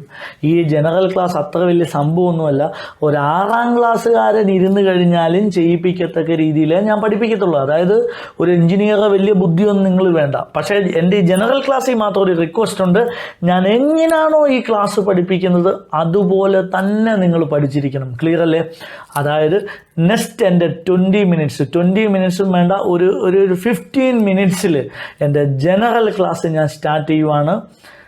ഇത് കഴിഞ്ഞാൽ ഒരു 15 മിനിറ്റ് കൂടി കഴിഞ്ഞാൽ എൻ്റെ ഈ ക്ലാസ് കേട്ടിരിക്കുന്ന നിങ്ങളെല്ലാവരും സിഗ്നൽസ് ആൻഡ് സിസ്റ്റത്തിലെ എല്ലാ ട്രാൻസ്ഫോമും ചെയ്ത് കഴിഞ്ഞിരിക്കും. ക്ലിയർ അല്ലേ? ഇപ്പം തന്നെ എനിക്ക് കാണുന്നുണ്ട് നിങ്ങളുടെ മുഖത്ത് തന്നെ, പിന്നെ പുള്ളിക്കാരൻ ഇതെല്ലാം അങ്ങ് ചെയ്യിപ്പിക്കാൻ പോലെ 15 മിനിറ്റിൽ നിന്ന്. ഓക്കെ, എൻ്റെ ജനറൽ ക്ലാസ് സ്റ്റാർട്ട് ചെയ്യുവാണ്. ഈ ജനറൽ ക്ലാസ് നിങ്ങൾ ചെയ്യേണ്ട ഒരു കാര്യമുണ്ട്, ഒരു സെപ്പറേറ്റ് ഒരു നമ്മുടെ ബുക്കിൻ്റെ ബാക്കിൽ ഈ ജനറൽ ക്ലാസ് സെപ്പറേറ്റ് ആയിട്ട് എഴുതി വെക്കണം. ക്ലിയർ അല്ലേ? എന്താണെന്ന് ചോദിച്ചു കഴിഞ്ഞാൽ, നമ്മുടെ ബോർഡിലോട്ട് നോക്കിയാൽ സിലബസ് ഇസഡ് പഠിപ്പിക്കുമ്പോഴും ലാപ്ലേസ് പഠിപ്പിക്കുമ്പോഴും നിങ്ങൾ പല സ്റ്റെപ്പിൽ വന്ന് സ്റ്റക്കായി നിൽക്കുമ്പോൾ ഞാൻ പറയും, ജനറൽ ക്ലാസ്സിലെ 2ാമത്തെ പേജ് എടുത്ത് നോക്കിയാൽ നമ്മൾ ഇത് ചെയ്തിട്ടുണ്ട്. ക്ലിയർ അല്ലേ? അതുകൊണ്ട് ഈ ഒരു സെക്ഷൻ മാത്രം നിങ്ങളൊരു ബുക്കിൻ്റെ, നമ്മുടെ സിഗ്നൽസ് ആൻഡ് സിസ്റ്റത്തിൻ്റെ ബുക്കിൻ്റെ ബാക്ക് സൈഡിൽ ഓൾറെഡി വേറെ ഏതോ സബ്ജക്റ്റിൻ്റെ ബാക്കിലാണ് നിങ്ങൾ എഴുതിക്കൊണ്ടിരിക്കുന്നത്. ഓക്കെ, അങ്ങനെയാണ്. അത് വിടണം. സിഗ്നൽസ് ആൻഡ് സിസ്റ്റത്തിന് നമ്മളൊരു പുതിയ നോട്ട് മേടിക്കണം. അതിൻ്റെ ബാക്ക് സൈഡിൽ അത് വേണ്ട, അല്ലെ ഒരു സെപ്പറേറ്റ് പേപ്പറിൽ ഒരു 3-4 പേപ്പർ, രണ്ട് പേജേ കാണത്തുള്ളൂ. ജനറൽ ക്ലാസ് സെപ്പറേറ്റ് ചെയ്ത് വെക്കുക. ഓക്കെ, നമ്മൾ പോവുകയാണ്. ഒരു 15 മിനിറ്റ് കൊണ്ട് എല്ലാ ട്രാൻസ്ഫോമും എങ്ങനെ ചെയ്യാമെന്ന്. ഓക്കെ, ഇതൊരു സിമ്പിള് ഒരു ട്രിക്കാണ്. ട്രിക്കെന്ന് പറയാൻ പറ്റില്ല, കൺസെപ്റ്റുകൾ മനസ്സിലാക്കിക്കൊണ്ട് ചെയ്യുന്ന ഒരു എളുപ്പമാർഗം. Okay, general class. ആക്ച്വലി ഇനിയാണ് ശരിക്കും ഇൻട്രസ്റ്റിംഗ് ആയിട്ടുള്ള, സിഗ്നൽസ് പഠിക്കാൻ ഭയങ്കര ഇൻട്രസ്റ്റിംഗ് ആയിട്ടുള്ള ഒരു സെക്ഷൻ വരുന്നത്. ഇത്രയും നേരം നമ്മൾ പഠിപ്പിച്ച മുഴുവൻ കഥകളായിരുന്നു. പക്ഷേ അതൊന്നും ഇപ്പം ഓൺലൈനിൽ എല്ലാവരും പോയിട്ടില്ല എന്ന് വിശ്വസിക്കുന്നു, ഇത്രയും നേരത്തെ എൻ്റെ കഥകൾ കേട്ടിട്ട്. ആക്ച്വലി അതെല്ലാം നമ്മൾ അറിഞ്ഞിരിക്കണം. എന്നാലേ നമുക്ക് ഈ ജനറൽ ക്ലാസ്സിലെ പല കാര്യങ്ങളും എന്തുകൊണ്ടാണ് ഞാൻ ഇങ്ങനെ എടുക്കുന്നതെന്ന് ആ കൺസെപ്റ്റ് മനസ്സിലാക്കിയാലേ നിങ്ങൾക്ക് കിട്ടത്തുള്ളൂ. അപ്പോൾ അതും ഇമ്പോർട്ടൻ്റ് ആണ്. പക്ഷേ ഇനി നമുക്ക് വളരെ ഇൻട്രസ്റ്റിംഗ് ആയിട്ടുള്ള സെക്ഷനാണ് വരാൻ പോകുന്നത്. ജനറൽ ക്ലാസ്സിൽ ആദ്യം എല്ലാവരും എഴുതിയെടുത്തു യൂണിറ്റ് സ്റ്റെപ്പ് ഫംഗ്ഷൻ. ആദ്യം പഠിക്കാൻ പോകുന്നത് ജനറൽ ക്ലാസ്സിൽ unit step function, that is u of t. As its name indicates, the value of unit step function is, unit step ഫംഗ്ഷൻ്റെ വാല്യൂ എത്രയാണ്? 1. Yes, okay. അതായത് യൂണിറ്റ് സ്റ്റെപ്പ് ഫംഗ്ഷൻ്റെ വാല്യൂ, ഞാൻ ഒന്നുകൂടി ചോദിക്കുവാണ്, യൂണിറ്റ് സ്റ്റെപ്പ് ഫംഗ്ഷൻ്റെ വാല്യൂ എത്രയാണ്? 1. 1 എന്ന് പറഞ്ഞു കഴിഞ്ഞാൽ അത് ഇങ്ങനെ പറയേണ്ടി വരും. അതായത് -∞ മുതൽ +∞ വരെ 1. ഇതാണ് യൂണിറ്റ് സ്റ്റെപ്പ് ഫംഗ്ഷൻ. ഞാൻ ആദ്യമേ എൻ്റെ ക്ലാസ് തുടങ്ങുമ്പോഴേ ഇമ്പോർട്ടൻ്റ് ആയിട്ടൊരു കാര്യം പറഞ്ഞായിരുന്നു. സിഗ്നലിൻ്റെ വാല്യൂ ചോദിക്കുമ്പോൾ പഴയ മുട്ടായിയുടെ കണക്ക് പോലെ 5 10 പറഞ്ഞാൽ മതിയോ? We have to specify the time. മനസ്സിലായില്ലേ? ആ ടൈം കൂടി പറഞ്ഞേ പറ്റൂ. ക്ലിയർ അല്ലേ? അപ്പോൾ യൂണിറ്റ് സ്റ്റെപ്പ് ഫംഗ്ഷൻ ഇതാണോ? യൂണിറ്റ് സ്റ്റെപ്പ് ഫംഗ്ഷൻ വാല്യൂ 1 ആണ്. എവിടെ മുതൽ എവിടെ വരെ? 0 to ∞ വരെ വാല്യൂ 1 ആണ്. ക്ലിയർ അല്ലേ? That is u of t is equal to 1 for t greater than or equal to 0 or 0 otherwise. Clear അല്ലേ? ഇതാണ് ശരിക്ക് unit step function.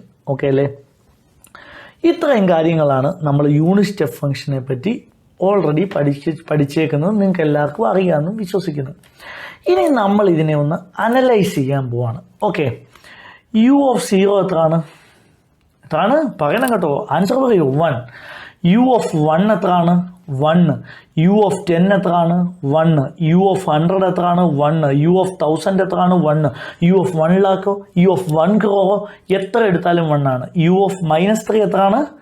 0. U of +2 എത്രയാണ്? 1. യു ഓഫ് -2 എത്രയാണ്? 0. ഈ എക്സാമ്പിളിൽ നിന്നെല്ലാം ഒരു കൺഫേം ചെയ്ത് നിങ്ങൾക്ക് എന്തെങ്കിലും പറയാൻ പറ്റുന്നുണ്ടോ? ഈ എക്സാമ്പിളിൽ നിന്നെല്ലാം എന്താണ്? യെസ്. അതായത് യൂണിറ്റ് സ്റ്റെപ്പ് ഫംഗ്ഷൻ്റെ ബ്രാക്കറ്റിനുള്ളിൽ ഒരു പോസിറ്റീവ് വാല്യൂ വന്നപ്പോൾ ഞാൻ എന്ത് വിളിച്ചു? 1 എന്ന് വിളിച്ച്. ക്ലിയർ അല്ലേ? നെഗറ്റീവ് ആയപ്പോഴത്തേന് എന്തായിപ്പോയി? 0 ആയിപ്പോയി. ക്ലിയർ അല്ലേ? ആക്ച്വലി ഇങ്ങനെയല്ല, അത് നമുക്ക് വഴിയെ മനസ്സിലാക്കി തരാം. പക്ഷേ ഇത്രയും കാര്യം ഓർത്തുകൊള്ളുക, യൂണിറ്റ് സ്റ്റെപ്പ് ഫംഗ്ഷൻ്റെ ബ്രാക്കറ്റിനുള്ളിൽ ഒരു പോസിറ്റീവ് വാല്യൂ വന്നപ്പോൾ ഞാൻ 1 ആയി. നെഗറ്റീവ് വന്നപ്പോഴോ 0 ആയി. അതായത് യു ഓഫ് -10 എത്രയാണ്? 0. യു ഓഫ് +10 എത്രയാണ്? 1 ആണ്. ഇത്രയും കാര്യത്തിൽ ആർക്കും ഡൗട്ടൊന്നുമില്ലല്ലോ. ഇത്രയും ഓർത്തിരിക്കുക. ഇനി നമ്മുടെ യൂണിറ്റ് സ്റ്റെപ്പ് ഫംഗ്ഷനെ ഞാൻ ഒരു പേര് വിളിക്കാൻ പോവാണ്. നമ്മുടെ യൂണിറ്റ് സ്റ്റെപ്പ് ഫംഗ്ഷൻ ഒരു പാവം മനുഷ്യനാണ്. ആരാണെന്നാണ് പറഞ്ഞത്? യൂണിറ്റ് സ്റ്റെപ്പ് ഫംഗ്ഷൻ ഒരു പാവം മനുഷ്യനാണ്. എന്തുകൊണ്ടാണ് ഇങ്ങനെ വിളിക്കാൻ കാരണമെന്ന് വഴിയെ മനസ്സിലാക്കിക്കോളും. ഇത് പാവം മനുഷ്യൻ എന്ന് പറയാൻ കാരണം ഓടി നോക്കി, നമ്മുടെ യൂണിറ്റ് സ്റ്റെപ്പ് ഫംഗ്ഷൻ ഇങ്ങനെ ബ്രാക്കറ്റൊക്കെ തുറന്നിരിക്കുവാണ്. ക്ലിയർ അല്ലേ? യൂണിറ്റ് സ്റ്റെപ്പ് ഫംഗ്ഷൻ നമ്മളോട് പറയുന്നത് നമ്മുടെ കയ്യിൽ -∞ മുതൽ +∞ വരെ ഇത്രയും നമ്പേഴ്സ് ഇരിക്കുമല്ലേ, അതിലേതെങ്കിലും ഒരു പോസിറ്റീവ് ഞാൻ എന്ത് തരാം? 1 തരാം. പക്ഷെ നെഗറ്റീവ് കൊണ്ടൊന്നും എൻ്റെ അടുത്തോട്ട് വന്നേക്കരുത്. ക്ലിയർ അല്ലേ? അതായത് ബോർഡിൽ നോക്കിയേ, യൂണിറ്റ് സ്റ്റെപ്പ് ഫംഗ്ഷൻ ഇങ്ങനെ ബ്രാക്കറ്റൊക്കെ തുറന്നിരുന്നിട്ട് നമ്മളോട് പറയുന്നത് നമ്മുടെ കയ്യിൽ ഇത്ര ഉണ്ട്, -∞ മുതൽ +∞ വരെ എത്രയും നമ്പറുണ്ട്, അതിൽ ഏതെങ്കിലും പോസിറ്റീവ് 0 മുതൽ ∞ വരെ എത്രമാത്രം പോസിറ്റീവ് ഉണ്ട്, ഏതെങ്കിലും പോസിറ്റീവ് ഇട്, എത്ര തരും? 1 തരും. പക്ഷെ നെഗറ്റീവ് കൊണ്ടൊന്നും എൻ്റെ അടുത്തോട്ട് വരരുത്. ക്ലിയർ അല്ലേ? അതായത് യൂണിറ്റ് സ്റ്റെപ്പ് ഫംഗ്ഷൻ്റെ ബ്രാക്കറ്റിനുള്ളിൽ ഒരു പോസിറ്റീവ് വാല്യൂ വന്നു കഴിഞ്ഞാൽ എത്രയാണ്? 1 എന്ന് നമുക്ക് പറയാൻ പറ്റും. ക്ലിയർ അല്ലേ? അങ്ങനെയാണെങ്കിൽ യു ഓഫ് 3 എത്രയാണ്? 1. യു ഓഫ് -3 എത്രയാണ്? 0. യു ഓഫ് -2 എത്രയാണ്? 0. യു ഓഫ് -2t എത്രയാണ്? 0 ആണോ? 1. കാരണം എന്നിട്ട് -2ന് സ്വന്തമായിട്ട് +2 ആകാൻ കഴിവുണ്ടോ? ഇല്ല. അത് ഓൾവേസ് ഒരു നെഗറ്റീവ് സംഖ്യയാണ്. അതേസമയം -2t = എനിക്ക് +2 എന്ന് എഴുതാം. ടി എന്തായാൽ മതി? നെഗറ്റീവായാൽ മതി. ഈ ടി എന്ന് പറയുന്ന വേരിയബിളാണ് which can take any values from this world. അതായത് ഒരു വേരിയബിൾ ഉണ്ടെങ്കിൽ -3t ഒരു വേരിയബിൾ കൂടുണ്ടെങ്കിൽ ഈ നമ്പറിനെ എനിക്ക് എന്ത് വേണേലും ആക്കി മാറ്റാം. നമ്മുടെ യൂണിറ്റ് സ്റ്റെപ്പ് ഫംഗ്ഷൻ പറയുന്നത് എന്ത് വേണേലും ഒന്നും ആക്കേണ്ട, ബ്രാക്കറ്റിനുള്ളിൽ എന്ത് മതി? പോസിറ്റീവ് വാല്യൂ മതി. അതായത് യൂണിറ്റ് സ്റ്റെപ്പ് ഫംഗ്ഷൻ്റെ ബ്രാക്കറ്റിനുള്ളിൽ -2t വന്നാൽ, അതായത് ഒരു വേരിയബിൾ വന്നാൽ ധൈര്യമായിട്ട് 1 എന്ന് എഴുതിക്കണം. ടി എന്തായാൽ മതി? t<0 ആയാൽ മതി. ക്ലിയർ അല്ലേ? നമ്മൾ ശരിക്കും ജനറൽ ഡെഫിനിഷൻ ഇങ്ങനെയാണ് യു ഓഫ് ടി 1 ആണെന്ന് പഠിക്കും. 0 to ∞. അതായത് U of T = 1 for t greater than or equal to 0 എന്നാണ് പഠിക്കുന്നത്. നോക്കിയേ, ഈ ബ്രാക്കറ്റിനുള്ളിൽ എന്താണുള്ളത്? ടി ആണുള്ളത്. അത് >0 എന്നാണ് പറയുന്നത്. ദാറ്റ് മീൻസ് യു ഓഫ് ഇതെല്ലാം നമ്മൾ പഠിക്കുകയും ചെയ്യും, എന്നിട്ട് യു ഓഫ് -2t പോയി 0 എന്ന് എഴുതുകയും ചെയ്യും. ആക്ച്വലി ഈ ബ്രാക്കറ്റിനുള്ളിൽ പോസിറ്റീവ് വാല്യൂ വരണമെന്നാണ്. ബ്രാക്കറ്റിനുള്ളിൽ വേരിയബിൾ ഉണ്ട്, അത് എന്ത് വേണേലും ആക്കി മാറ്റാം. നമുക്ക് എന്ത് വേണേലും വേണ്ട, പോസിറ്റീവ് വാല്യൂ മതി. ക്ലിയർ അല്ലേ? അത്രയും വലിയൊന്നും വേണ്ട. അതായത് ബ്രാക്കറ്റിനുള്ളിൽ ഒരു വേരിയബിൾ വന്നുകൊണ്ട് ധൈര്യമായിട്ട് 1 എന്ന് എഴുതിക്കണം. വളരെ സിമ്പിളായിട്ട് ഓർത്തിരിക്കേണ്ട ഇത്രയേ ഉള്ളൂ. യൂണിറ്റ് സ്റ്റെപ്പ് ഫംഗ്ഷൻ ഇങ്ങനെ ബ്രാക്കറ്റൊക്കെ തുറന്നിരിക്കുവാണ്. ആ ബ്രാക്കറ്റിനുള്ളിൽ പോസിറ്റീവ് വാല്യൂ വന്നാൽ നമ്മൾ എന്ത് കൊടുക്കും? 1 എന്ന് കൊടുക്കും. നെഗറ്റീവ് വന്നാൽ എന്താണ്? 0. അല്ലെങ്കിൽ ഇനി യൂണിറ്റ് സ്റ്റെപ്പ് ഫംഗ്ഷൻ്റെ ബ്രാക്കറ്റിനുള്ളിൽ നിങ്ങളൊരു വേരിയബിൾ കണ്ടാൽ ധൈര്യമായിട്ട് അതിൻ്റെ വാല്യൂ എത്രയെന്ന് കൊടുത്തോണം? 1 എന്ന് കൊടുത്തോണം. ക്ലിയർ അല്ലേ? ബോർഡിൻ്റെ ലെഫ്റ്റ് കോർണറിൽ ടോപ്പിൽ നോക്കിയേ, യു ഓഫ് -t+1 ഇതിൻ്റെ വാല്യൂ എത്രയാണ്?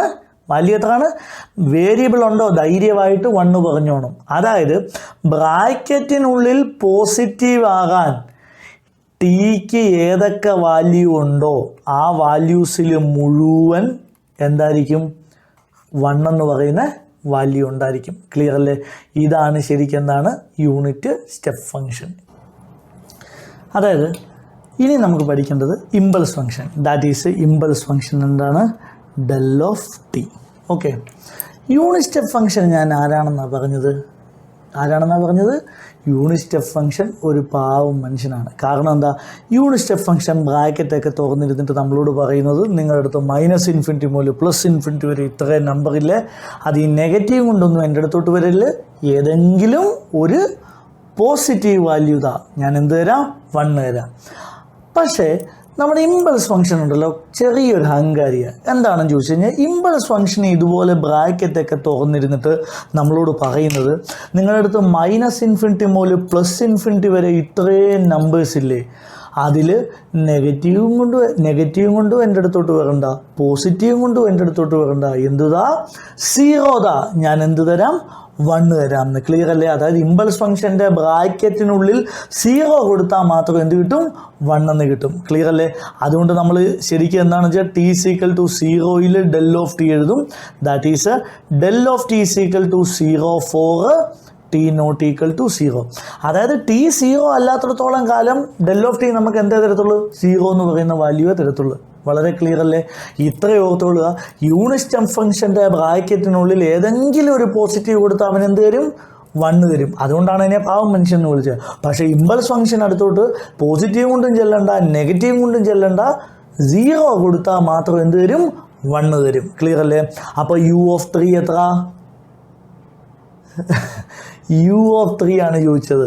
ബോഡി നോക്കിയേ, യു ഓഫ് 3 എത്രയാണ്? 1. ∇ എത്രയാണ്? 0. ∇ എത്രയാണ്? 0. ∇ എത്രയാണ്? 0. യു ഓഫ് 3 എത്രയാണ്? 1. യു ഓഫ് -3 എത്രയാണ്? 0. ∇ എത്രയാണ്? 1. ക്ലിയർ അല്ലേ? ഇമ്പൾസ് ഫംഗ്ഷനും എന്താണ് പറഞ്ഞത്? യൂണിറ്റ് സ്റ്റെപ്പ് ഫംഗ്ഷനും ഇമ്പൾസ് ഫംഗ്ഷനും മാത്രമാണ് ഈ സെക്ഷനിൽ പഠിക്കുന്നത്. ആക്ച്വലി ശരിക്കും ഇതിനെല്ലാം ഇലമെൻ്ററി സിഗ്നൽസ് എന്നാണ് പറയുന്നത്. അതായത് സിഗ്നൽസ് ആൻഡ് സിസ്റ്റത്തിൽ നോർമലി ഇപ്പോൾ സാധാരണ പഠിപ്പിക്കുന്നത് എങ്ങനെയാണെന്ന് ചോദിച്ചാൽ ഇലമെൻ്ററി സിഗ്നൽ എന്ന് പറഞ്ഞിട്ട് impulse function, unit step function, parabolic എന്താണ് പറയുന്നത്, സിഗ്നം ഫംഗ്ഷൻ, സിങ്ക് ഫംഗ്ഷൻ എന്ന് പറഞ്ഞിട്ട് മുഴുവൻ റാമ്പ് ഫംഗ്ഷൻ എന്ന് പറഞ്ഞിട്ട് ഒറ്റ സ്റ്റെപ്പിൽ അങ്ങ് പഠിപ്പിക്കുകയാണ്. പക്ഷെ അങ്ങനെ പഠിച്ച ഇതുകൊണ്ടല്ല ഉദ്ദേശിക്കുന്നത് എന്താണെന്ന് നമുക്ക് മനസ്സിലാകില്ല. നമ്മുടെ ഒരു രീതിയിൽ നമ്മൾ ഈ യൂണിറ്റ് സ്റ്റെപ്പ് ഫംഗ്ഷനെ ഇമ്പൾസ് ഫംഗ്ഷനും വെച്ച് മാത്രമേ എൻ്റയർ സിലബസ് നമ്മളൊന്ന് അനലൈസ് ചെയ്യും. അപ്പോൾ പിന്നെ ബാക്കിയെല്ലാം വളരെ പെട്ടെന്ന് നമുക്ക് മനസ്സിലാക്കിക്കോളും. ക്ലിയർ അല്ലേ? സോ യൂണിറ്റ് സ്റ്റെപ്പ് ഫംഗ്ഷന് ഇമ്പൾസ് ഫംഗ്ഷനും പഠിച്ചു. ഓക്കെ, ഇനി നമുക്ക് നമ്മുടെ ജനറൽ ക്ലാസ് സിലബസ് ഞാൻ എഴുതി തന്നിരുന്നു. എന്താണ്? Sigma del of n operation. Clear അല്ലേ? Sigma del of n operation ഇതെന്താണ് ഉദ്ദേശിക്കുന്നതെന്ന് ഞാൻ നിങ്ങളോട് വഴിയെ പറഞ്ഞുതരാം. ഓക്കെ, അത് നിങ്ങൾ മനസ്സിലാക്കിക്കോളും. അതായത് sigma n equal to -∞ 2n into del of n. Okay, ഇതിനെ ഒന്ന് എക്സ്പാൻഡ് ചെയ്തെന്നിരിക്കട്ടെ. ആദ്യമേ എന്നിന് എന്ത് കൊടുക്കണം? -∞ കൊടുക്കണം. 2 -∞ ഡെൽ -∞ പ്ലസ് അങ്ങനെ പോയിട്ട് 2 - 1 del -1 plus 2 0 del 0 plus 2 1 del 1 plus അങ്ങനെ എവിടെ വരെയും പോകും? 2 ∞ മുതൽ ഡെൽ ∞ വരെ. നമ്മുടെ ഇമ്പൾസ് ഫംഗ്ഷൻ പറയുന്നത് എന്താ? ബ്രാക്കറ്റിനുള്ളിൽ എന്ത് വേണമെന്നാണ് പറയുന്നത്? 0 വേണമെന്നാണ് പറയുന്നത്. അപ്പോൾ ഈ ടൈം പോവോ? ഈ ടൈം ഉണ്ടോ? ഈ ടൈം 0 ആയിപ്പോയി. ഈ ടൈം പോവും. ഈ ടൈം പോവോ? സാറ് പോവും എന്ന് പറയുമ്പോൾ പോട്ടെ എന്നാണോ? ആ ടൈം പോവോ? ഇല്ല, ആ ടൈം നിൽക്കും. ഈ ടൈം എല്ലാം പോയിട്ട് പകരം എന്ത് നിൽക്കും? 2 0 ഡെൽ 0 എന്ന് പറയുന്ന മാത്രം ടൈം നിൽക്കും. അതായത് നോക്കിയേ, സിഗ്മ പറയുന്നത് -∞ മുതൽ +∞ വരെ ഇത്ര നമ്പേഴ്സ് ഈ എന്നിന് കൊടുക്കാനാണ്. അതായത് എല്ലാ നമ്പറും കൊടുത്ത് ഈ എന്തൊക്കെ നമ്പർ കൊടുത്താലും ഡെല്ല് തിരിച്ചൊരു കാര്യം പറയും. എന്താണ്? എൻ്റെ ബ്രാക്കറ്റിനുള്ളിൽ എപ്പോൾ 0 തരുന്നോ അതിന് മാത്രമേ ഞാൻ വാല്യൂ കൊടുക്കുന്നു. മനസ്സിലായോ? അതായത് സിംപിളി പറഞ്ഞാൽ സിഗ്മ അങ്ങോട്ട് പറയും എന്നിന് -∞ മുതൽ +∞ വരെ ഇട്ടിട്ട് നീ ആഡ് ചെയ്തോളാം. പക്ഷേ ഇമ്പൾസ് ഫംഗ്ഷൻ തിരിച്ചൊരു കാര്യം വരും. നീ എന്തൊക്കെ തന്നാലും എപ്പോൾ 0 തരുന്നോ ആ ടേമിനെ മാത്രം ഞാൻ നിലനിർത്തും. ക്ലിയർ അല്ലേ? അതിൽ നിന്ന് നമുക്കൊരു കാര്യം മനസ്സിലായി. സിഗ്മയും ഡെൽ ഓഫ് എന്നും ഒരു ഇക്വേഷനിലുണ്ടെങ്കിൽ അതിനെ നമുക്കിതുപോലെ ഒറ്റ ടേമായിട്ട് മാറ്റി എഴുതാമെന്ന്. ക്ലിയർ അല്ലേ? നമ്മൾ ശരിക്കും കുറച്ചുകൂടിയൊക്കെ അങ്ങോട്ട് ചെല്ലുമ്പോഴത്തേന്, അതായത് കുറച്ച് കഴിയുമ്പോഴത്തേന് കുറേ അങ്ങോട്ട് പഠിച്ചു കഴിയുമ്പോഴത്തേന് sigma 2n del of N, ഈ 2n വരെ e−j2π/n ഇൻറ്റു kn എന്നൊക്കെ പറഞ്ഞ് ഇത്രയും വലിയ ടേം ആയിരിക്കും. ഇത്രയും വലിയ ടേം ആകുമ്പോഴത്തേന് നമുക്ക് എന്താണ്? -∞ മുതൽ +∞ വരെ ഇങ്ങനെ നിരത്തി പിടിച്ചെഴുതാൻ പറ്റുകയില്ല. മനസ്സിലായോ? അന്നേരം നമ്മൾ 2n നിന്ന് ഒറ്റ സ്റ്റെപ്പിൽ ആ ആൻസർ എഴുതണം. ക്ലിയർ അല്ലേ? അതായത് സിഗ്മ ഡെൽ ഓഫ് എൻ ഓപ്പറേഷനും കൊണ്ട് ഞാൻ ഉദ്ദേശിക്കുന്നത് സിഗ്മയും ഡെൽ ഓഫ് എന്നും കണ്ടാൽ എന്ത് ചെയ്യണമെന്നാണ്. ഒരു കാര്യം നിങ്ങൾക്ക് മനസ്സിലായി, സിഗ്മയും ഡെൽ ഓഫ് എന്നും കണ്ടാൽ ഒറ്റ ടേമായിട്ട്, മനസ്സിലായില്ലേ? അതായത് ചുരുക്കി പറഞ്ഞു കഴിഞ്ഞാൽ സിഗ്മ ഡെൽ ഓഫ് എൻ വന്നു കഴിഞ്ഞാൽ ഈ സ്റ്റെപ്പ് ഒന്നും എഴുതാതെ ഒറ്റ സ്റ്റെപ്പിൽ എങ്ങനെ ഇതിലേക്ക് എഴുതാം, അതിനുള്ളൊരു എളുപ്പമാർഗ്ഗമാണ് ഞാൻ പറയാൻ പോകുന്നത്. ക്ലിയർ അല്ലേ? ഓക്കെ, അതായത് sigma del of n operation actually ഇതൊരു എളുപ്പമാർഗ്ഗമാണ് ഞാൻ പഠിപ്പിച്ചു തരുന്നത്. അതുകൊണ്ട് ഇത് ഞാൻ എങ്ങനെയാണോ പഠിപ്പിച്ചു തരുന്നത് അതേപടി തന്നെ വേണം നിങ്ങൾ പഠിക്കാൻ. ഫോർ എക്സാമ്പിൾ എന്താണെന്ന് ചോദിച്ചു കഴിഞ്ഞാൽ, ഇപ്പോൾ ബ്രാക്കറ്റിനുള്ളിൽ നോക്കിയാൽ ബ്രാക്കറ്റിനുള്ളിൽ ഇപ്പോൾ n-1 ഉണ്ട്. ഈ ബ്രാക്കറ്റിനുള്ളിൽ 0 കിട്ടാനായിട്ട് നമുക്ക് എന്നിന് ഏത് വാല്യൂ ആണ്? എന്നിന് 1 ആണ്.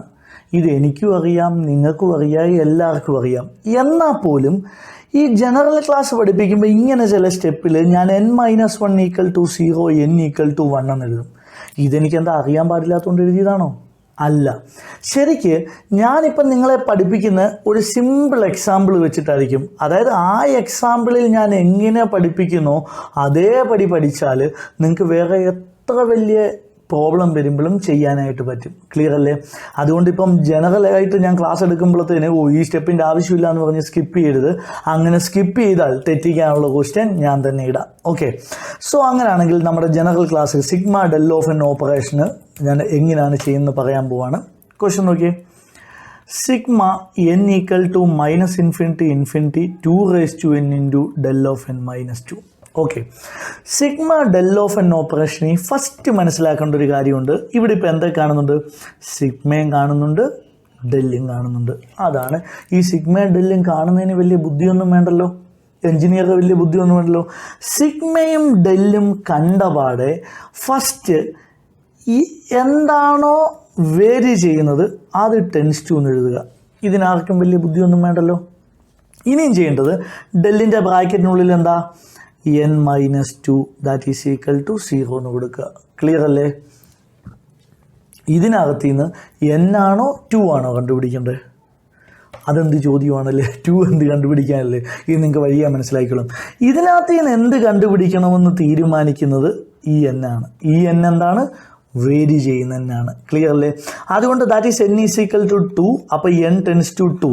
n ടെൻസ് ടു 2 എന്ന് വെച്ച് കഴിഞ്ഞാൽ എന്താ? n എല്ലാം 2 ആക്കുമോ, 2 എല്ലാം n ആക്കുമോ?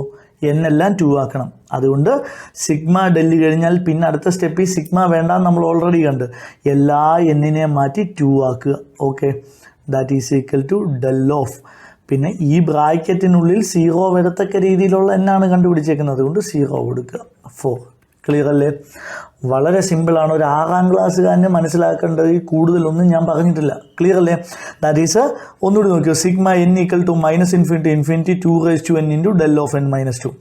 എന്തൊക്കെ കാണുന്നുണ്ട് ഇവിടെ? എന്തൊക്കെ കാണുന്നുണ്ടെന്ന് ചോദിച്ചു കഴിഞ്ഞാൽ ഇങ്ങനൊരു സ്റ്റെപ്പുണ്ട്. സിഗ്മ ഡെല്ല് നിങ്ങൾ കാണാൻ പാടുള്ളൂ. ക്ലിയർ അല്ലേ?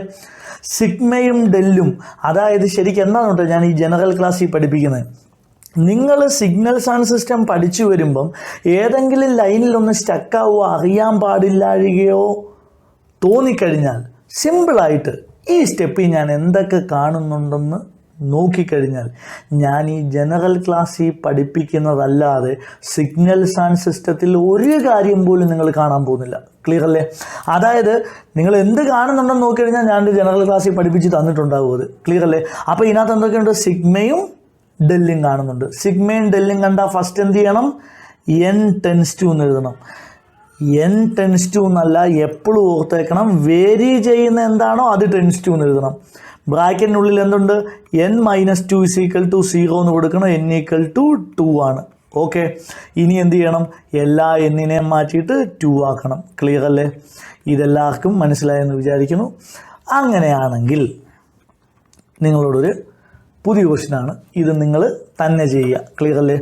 That is sigma n equal to minus infinity infinity 2n 3k del of n minus k. Clear അല്ലേ?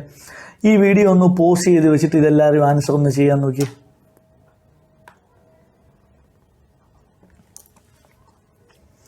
ഓക്കെ, ഇതിനകത്ത് എന്താണെന്ന് ചോദിച്ചു കഴിഞ്ഞാൽ സിഗ്മയും ഡെല്ലും കാണുന്നുണ്ടല്ലോ. സിഗ്മയും ഡെല്ലും കണ്ടു കഴിഞ്ഞാൽ ഫസ്റ്റ് എന്ത് ചെയ്യണം? n ടെൻസ് ടു എന്ന് എഴുതി. പിന്നെന്താ എൻ്റെ ബ്രാക്കറ്റിനുള്ളിൽ n minus k equal to 0.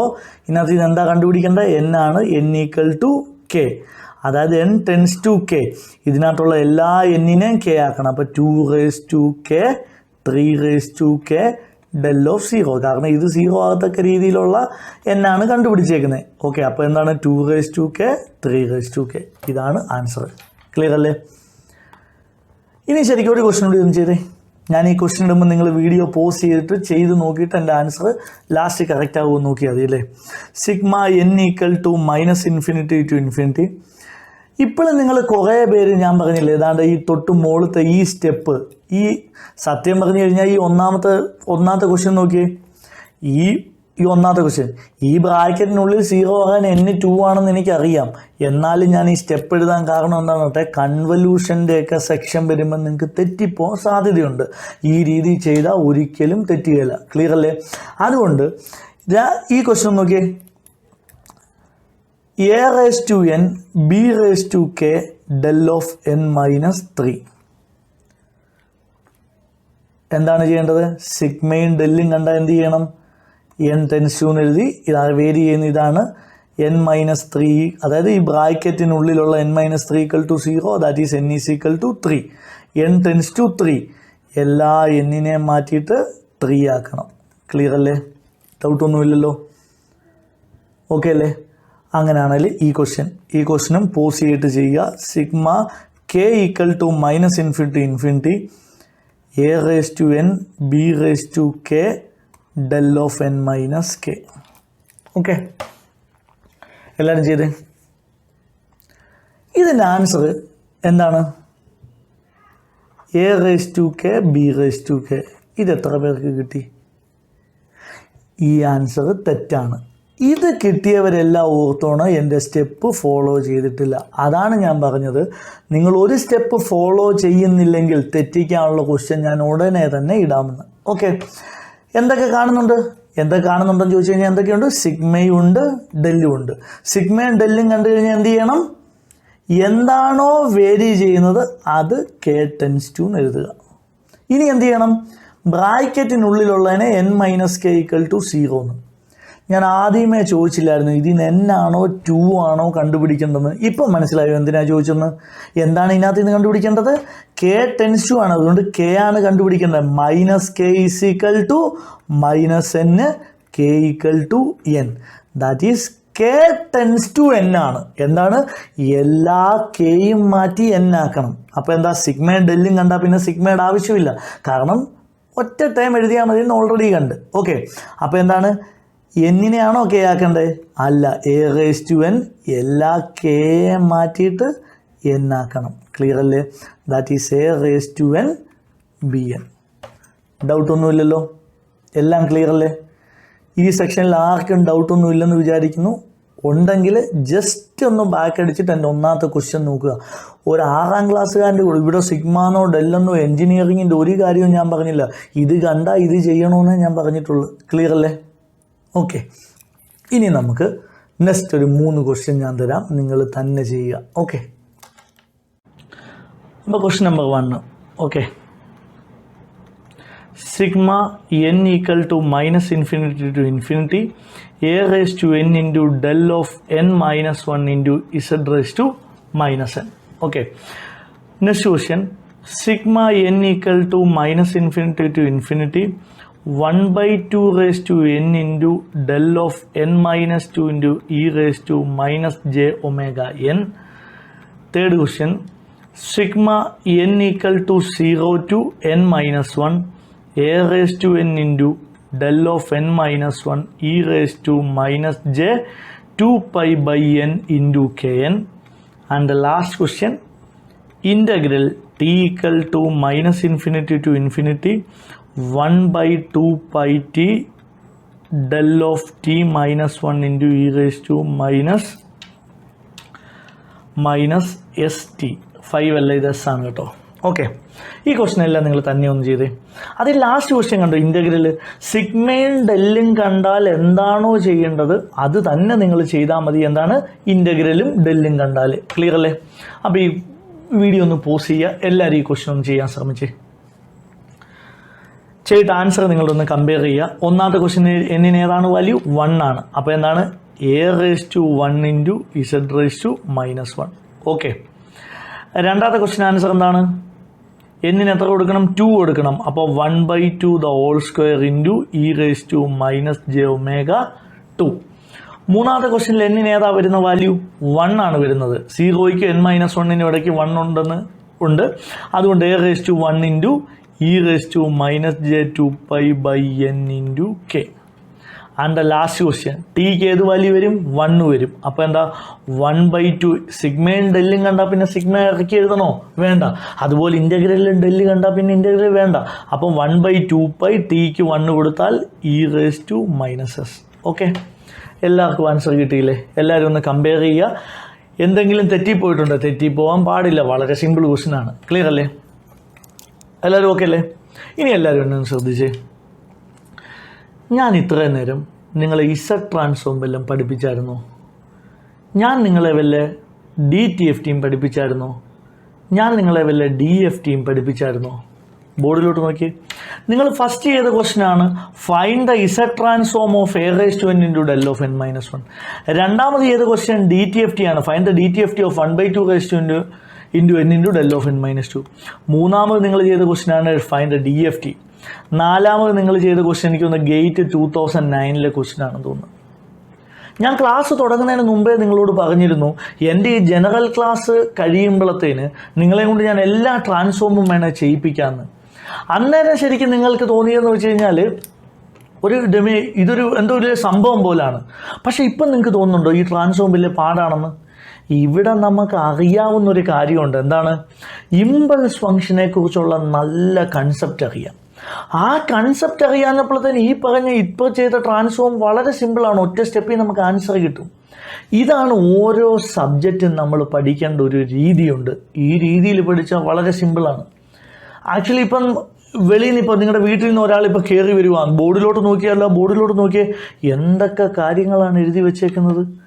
ഇത് കണ്ടാൽ ആൾക്കാരൊന്നും ഞെട്ടും. ഒരുപാട് കാര്യങ്ങൾ എഴുതി വെച്ചിട്ടുണ്ട്. പക്ഷേ ചെയ്ത നമുക്കറിയാം, ഒരു 6ാം ക്ലാസ്സുകാരൻ്റെ ബുദ്ധി പോലും ഉപയോഗിച്ചിട്ടില്ല. ഈ പറയുന്ന ഈ ട്രാൻസ്ഫോമുകൾ, ഇസഡ് ട്രാൻസ്ഫോം, DTFT എല്ലാം നമ്മൾ ചെയ്തു. ഇതിൽ എഞ്ചിനീയറെ വലിയ ബുദ്ധി ഉപയോഗിച്ചോ? ഒന്നുമില്ല. നമുക്കൊരു ബേസിക് കൺസെപ്റ്റ് അറിയാം. അതുകൊണ്ട് കാര്യങ്ങൾ വളരെ സിമ്പിളായി. ആക്ച്വലി ഇങ്ങനെയാണ് ഓരോ സബ്ജക്റ്റും പഠിക്കേണ്ടത്. സബ്ജക്റ്റ് പഠിക്കേണ്ടതായിട്ടുള്ള രീതിയിൽ പഠിച്ചാൽ, അതായത് എക്സാമ്പിൾ പറഞ്ഞു കഴിഞ്ഞാൽ ഇപ്പോൾ എന്താണ് പറയുന്നത്, ഈ നമ്മുടെ ഒന്നാമത്തെ ക്വസ്റ്റ്യൻ ഒന്ന് നോക്കി. ഈ ഒന്നാമത്തെ ക്വസ്റ്റ്യൻ വെച്ചിട്ട് ഞാനൊരു എക്സാമ്പിൾ പറയാം, നമ്മുടെ പഠന രീതിയിലുള്ള പ്രശ്നം എന്താണെന്ന്. ഇപ്പോൾ del of n-1 നമ്മളിപ്പോൾ എക്സാമിന് പോവാം. നമ്മൾ എങ്ങനെയാണ് പഠിക്കുന്നതൊന്നും അറിയില്ല, പക്ഷേ del of n-ൻ്റെ ഇസഡ് ട്രാൻസ്ഫോം നമ്മൾ പഠിക്കും. ഈ ഇസഡ് ട്രാൻസ്ഫോം പഠിച്ചിട്ട് ക്വസ്റ്റ്യൻ എക്സാമിന് ചെല്ലുമ്പോഴത്തേന് del of n-1 ആയിരിക്കും ക്വസ്റ്റ്യൻ. ആ തവണ എന്താവും? സപ്ലൈ ആവും. നമ്മൾ അടുത്ത തവണ എങ്ങനെയാണ് പഠിക്കുന്നതെന്നൊന്നും അറിയില്ല, പക്ഷേ del of n-ൻ്റെ ഇസഡ് ട്രാൻസ്ഫോം പഠിക്കും, del of n-1ൻ്റെ ഇസഡ് ട്രാൻസ്ഫോം പഠിക്കും. അന്നേരം ചോദിക്കുന്ന del of n-2ൻ്റെ ആയിരിക്കും. അതും നമുക്കറിയില്ല. നെക്സ്റ്റ് തവണ എന്ത് ചെയ്യും? del of n, del of n-1, del of n-2 എന്താണെന്നൊന്നും ചോദിക്കില്ല, ഇതിൻ്റെ എല്ലാം ഇസഡ് ട്രാൻസ്ഫോം അറിയാം. അവിടെ ചെല്ലുമ്പോൾ ചോദിച്ചെന്താ? del of n-10 ആണ്. നെക്സ്റ്റ് തവണ നമ്മളൊരു കാര്യം തീരുമാനിക്കും, ഒന്ന് സിഗ്നൽ അല്ലെങ്കിൽ ഞാൻ. മനസ്സിലായോ? എന്ത് ചെയ്യും? എങ്ങനെയാണെന്നൊന്നും അറിയില്ല, del of n-1 അങ്ങനെ n-10 വരെ നമ്മൾ പഠിക്കും. അവിടെ ചെല്ലുമ്പോൾ ക്വസ്റ്റ്യൻ എന്തായിരിക്കും എന്നറിയോ? del of n-100 ആയിരിക്കും. ദൈവമേ, 10 വരെയൊക്കെ പഠിക്കുക, 100 വരെയൊക്കെ എങ്ങനെ പഠിക്കും? ശരിയല്ലേ? എന്നിട്ട് എക്സാം ഹാളിൽ നിന്ന് വെളിയിൽ ഇറങ്ങിയിട്ട് ഒരു ഡയലോഗ് പഠിക്കും, ഇത്തവണത്തെ ക്വസ്റ്റ്യൻ മുട്ടൻ ട്വിസ്റ്റായിരുന്നെന്ന്. മനസ്സിലായോ? വല്ല ടിഷ്യൂ ആണോ? നിങ്ങൾക്കിവിടെ n-1 ആണെങ്കിലും എന്താ, n-2 ആണെങ്കിലും എന്താ, n-1000 ആണെങ്കിലും എന്താ, ഇമ്പൾസ് ഫംഗ്ഷൻ്റെ കൺസെപ്റ്റ് അറിയാം. ക്ലിയർ അല്ലേ? അപ്പോൾ ശരിക്കും ഇതാണ് നമ്മൾ പഠിക്കേണ്ട ഒരു രീതി. ഇനി നമുക്ക് ജനറൽ ക്ലാസ്സിൽ 2 കാര്യങ്ങളൂടിയാണ് പഠിക്കാനുള്ളത്, സിഗ്മ u of n ഓപ്പറേഷനും ജിയോമെട്രി പ്രോഗ്രഷനും. ഇതൊരു 6ാം ക്ലാസ്സുകാരന് പഠിക്കാവുന്ന രീതിയാണ് sigma u del of n. അങ്ങനെയാണ് സിഗ്മ u of n-ഉം മറ്റേ ബാക്കിയുള്ള എന്താണെന്ന് അറിയാമോ? ഒരു 2ാം ക്ലാസ്സുകാരന് പഠിക്കേണ്ട രീതിയിൽ. അത് ഇതിലും സിമ്പിളാണ്. ഈ 3 കാര്യം എൻ്റെ ജനറൽ ക്ലാസ്സിൽ പഠിച്ചു കഴിഞ്ഞാൽ സിഗ്നൽസ് ആൻഡ് സിസ്റ്റത്തിലെ എല്ലാ ട്രാൻസ്ഫോമും നിങ്ങൾ ഏത് ക്വസ്റ്റ്യൻ ചോദിച്ചാലും ചെയ്തിരിക്കും. ക്ലിയർ അല്ലേ? അപ്പോൾ ഇത്രയാണ് ഞാൻ എൻ്റെ ഒരു ഫ്രീ വീഡിയോയിൽ ഉൾപ്പെടുത്തിയേക്കുന്നത്. ഈ സിഗ്നൽസ് ആൻഡ് സിസ്റ്റത്തിൻ്റെ ക്ലാസ് 2 ദിവസം കൊണ്ട് സിമ്പിളായിട്ട് പഠിക്കാമെന്ന് പറഞ്ഞു കഴിഞ്ഞാൽ, അല്ലെങ്കിൽ ഒരു 80 മാർക്ക് മേടിക്കാമെന്ന് പറഞ്ഞു കഴിഞ്ഞാൽ എല്ലാവർക്കും അങ്ങോട്ട് വിശ്വാസമില്ല. അതൊന്ന് പ്രൂവ് ചെയ്യാൻ വേണ്ടി മാത്രമാണ് ഞാൻ എൻ്റെ ഈ ജനറൽ ക്ലാസ് എല്ലാവർക്കും ഫ്രീ ആയിട്ട് കൊടുക്കുന്നത്. ഓക്കെ. പിന്നെ വളരെ ഇമ്പോർട്ടൻ്റ് ആയിട്ടൊരു കാര്യം ഞാൻ പറയാൻ വേണ്ടി വിട്ടുപോയി. എന്താണെന്ന് ചോദിച്ചു കഴിഞ്ഞാൽ, ഞാൻ റെഗുലറായിട്ട് എടുക്കുന്ന, അതായത് ഞാൻ നേരിട്ടെടുക്കുന്ന അതേ എഫക്റ്റ് തന്നെ വേണം എൻ്റെ ഓൺലൈൻ ക്ലാസ്സിനൊന്നും എനിക്ക് നിർബന്ധമുണ്ട്. ഓക്കെ. അതായത് ഞാനിപ്പോൾ ഡയറക്റ്റ് പഠിപ്പിക്കുവാണെങ്കിൽ, ഒരു കുട്ടി എൻ്റെ ക്ലാസ്സിലിരിക്കുവാണെന്നിരിക്കട്ടെ, ഞാൻ 2 മണിക്കൂർ പഠിപ്പിച്ച് ആ 2 മണിക്കൂർ അവൻ കേട്ടേ പറ്റൂ, ഇടയ്ക്ക് ഇങ്ങനെ പോകാൻ പറ്റുകയില്ല. അപ്പോൾ ആ എഫക്റ്റ് കിട്ടാനായിട്ട് ഇപ്പോൾ എന്താ ഓൺലൈനിൽ എന്താ പ്രശ്നം എന്ന് ചോദിച്ചു കഴിഞ്ഞാൽ, നിങ്ങൾ നല്ലപോലെ പഠിച്ചുകൊണ്ടിരിക്കുമ്പോൾ തന്നെ ആയിരിക്കും ഒരു ഫ്രണ്ട് വിളിച്ചിട്ട് പറയുന്നത്, ബാടാ ഒരു PUBG കളിക്കാമെന്ന്. അപ്പോൾ നിങ്ങൾ തീരുമാനിക്കുക, എന്നാൽ പിന്നെ 2 എണ്ണത്തെ പോയി കൊന്നിട്ട് വന്ന് ബാക്കി പഠിക്കാമെന്ന്. അതിവിടെ നടക്കില്ല. കാരണം എന്താണെന്ന് ചോദിച്ചു കഴിഞ്ഞാൽ, സിഗ്നൽസ് എനിക്ക് കുറേ സെക്ഷനുണ്ട്. ഓരോ സെക്ഷനും ആ സെക്ഷൻ കഴിയുന്നിടം വരെ കണ്ടിന്യൂസ് ആയിട്ട് പഠിച്ചാലേ അതിനൊരു എഫക്റ്റ് ഉണ്ടാകത്തുള്ളൂ. ക്ലിയർ അല്ലേ? പിന്നെ വേറൊരു കാര്യയുടെ, നിങ്ങൾ അങ്ങനെയാണ് ഇരുന്ന് പഠിക്കുന്നെങ്കിൽ നിങ്ങൾക്ക് വീട്ടിൽ പോയിരുന്നു, അതായത് രണ്ടാമതൊന്ന് ചെയ്ത് നോക്കേണ്ടി പോലും വരികയില്ല. അത് ഞാൻ ഉറപ്പ് തരുന്നു. ഓക്കെ. ഇത്രയും നേരം വളരെ സമാധാനത്തോടു കൂടി എന്നെ കേട്ടിരുന്ന എല്ലാ സ്റ്റുഡൻസിനും താങ്ക് യു.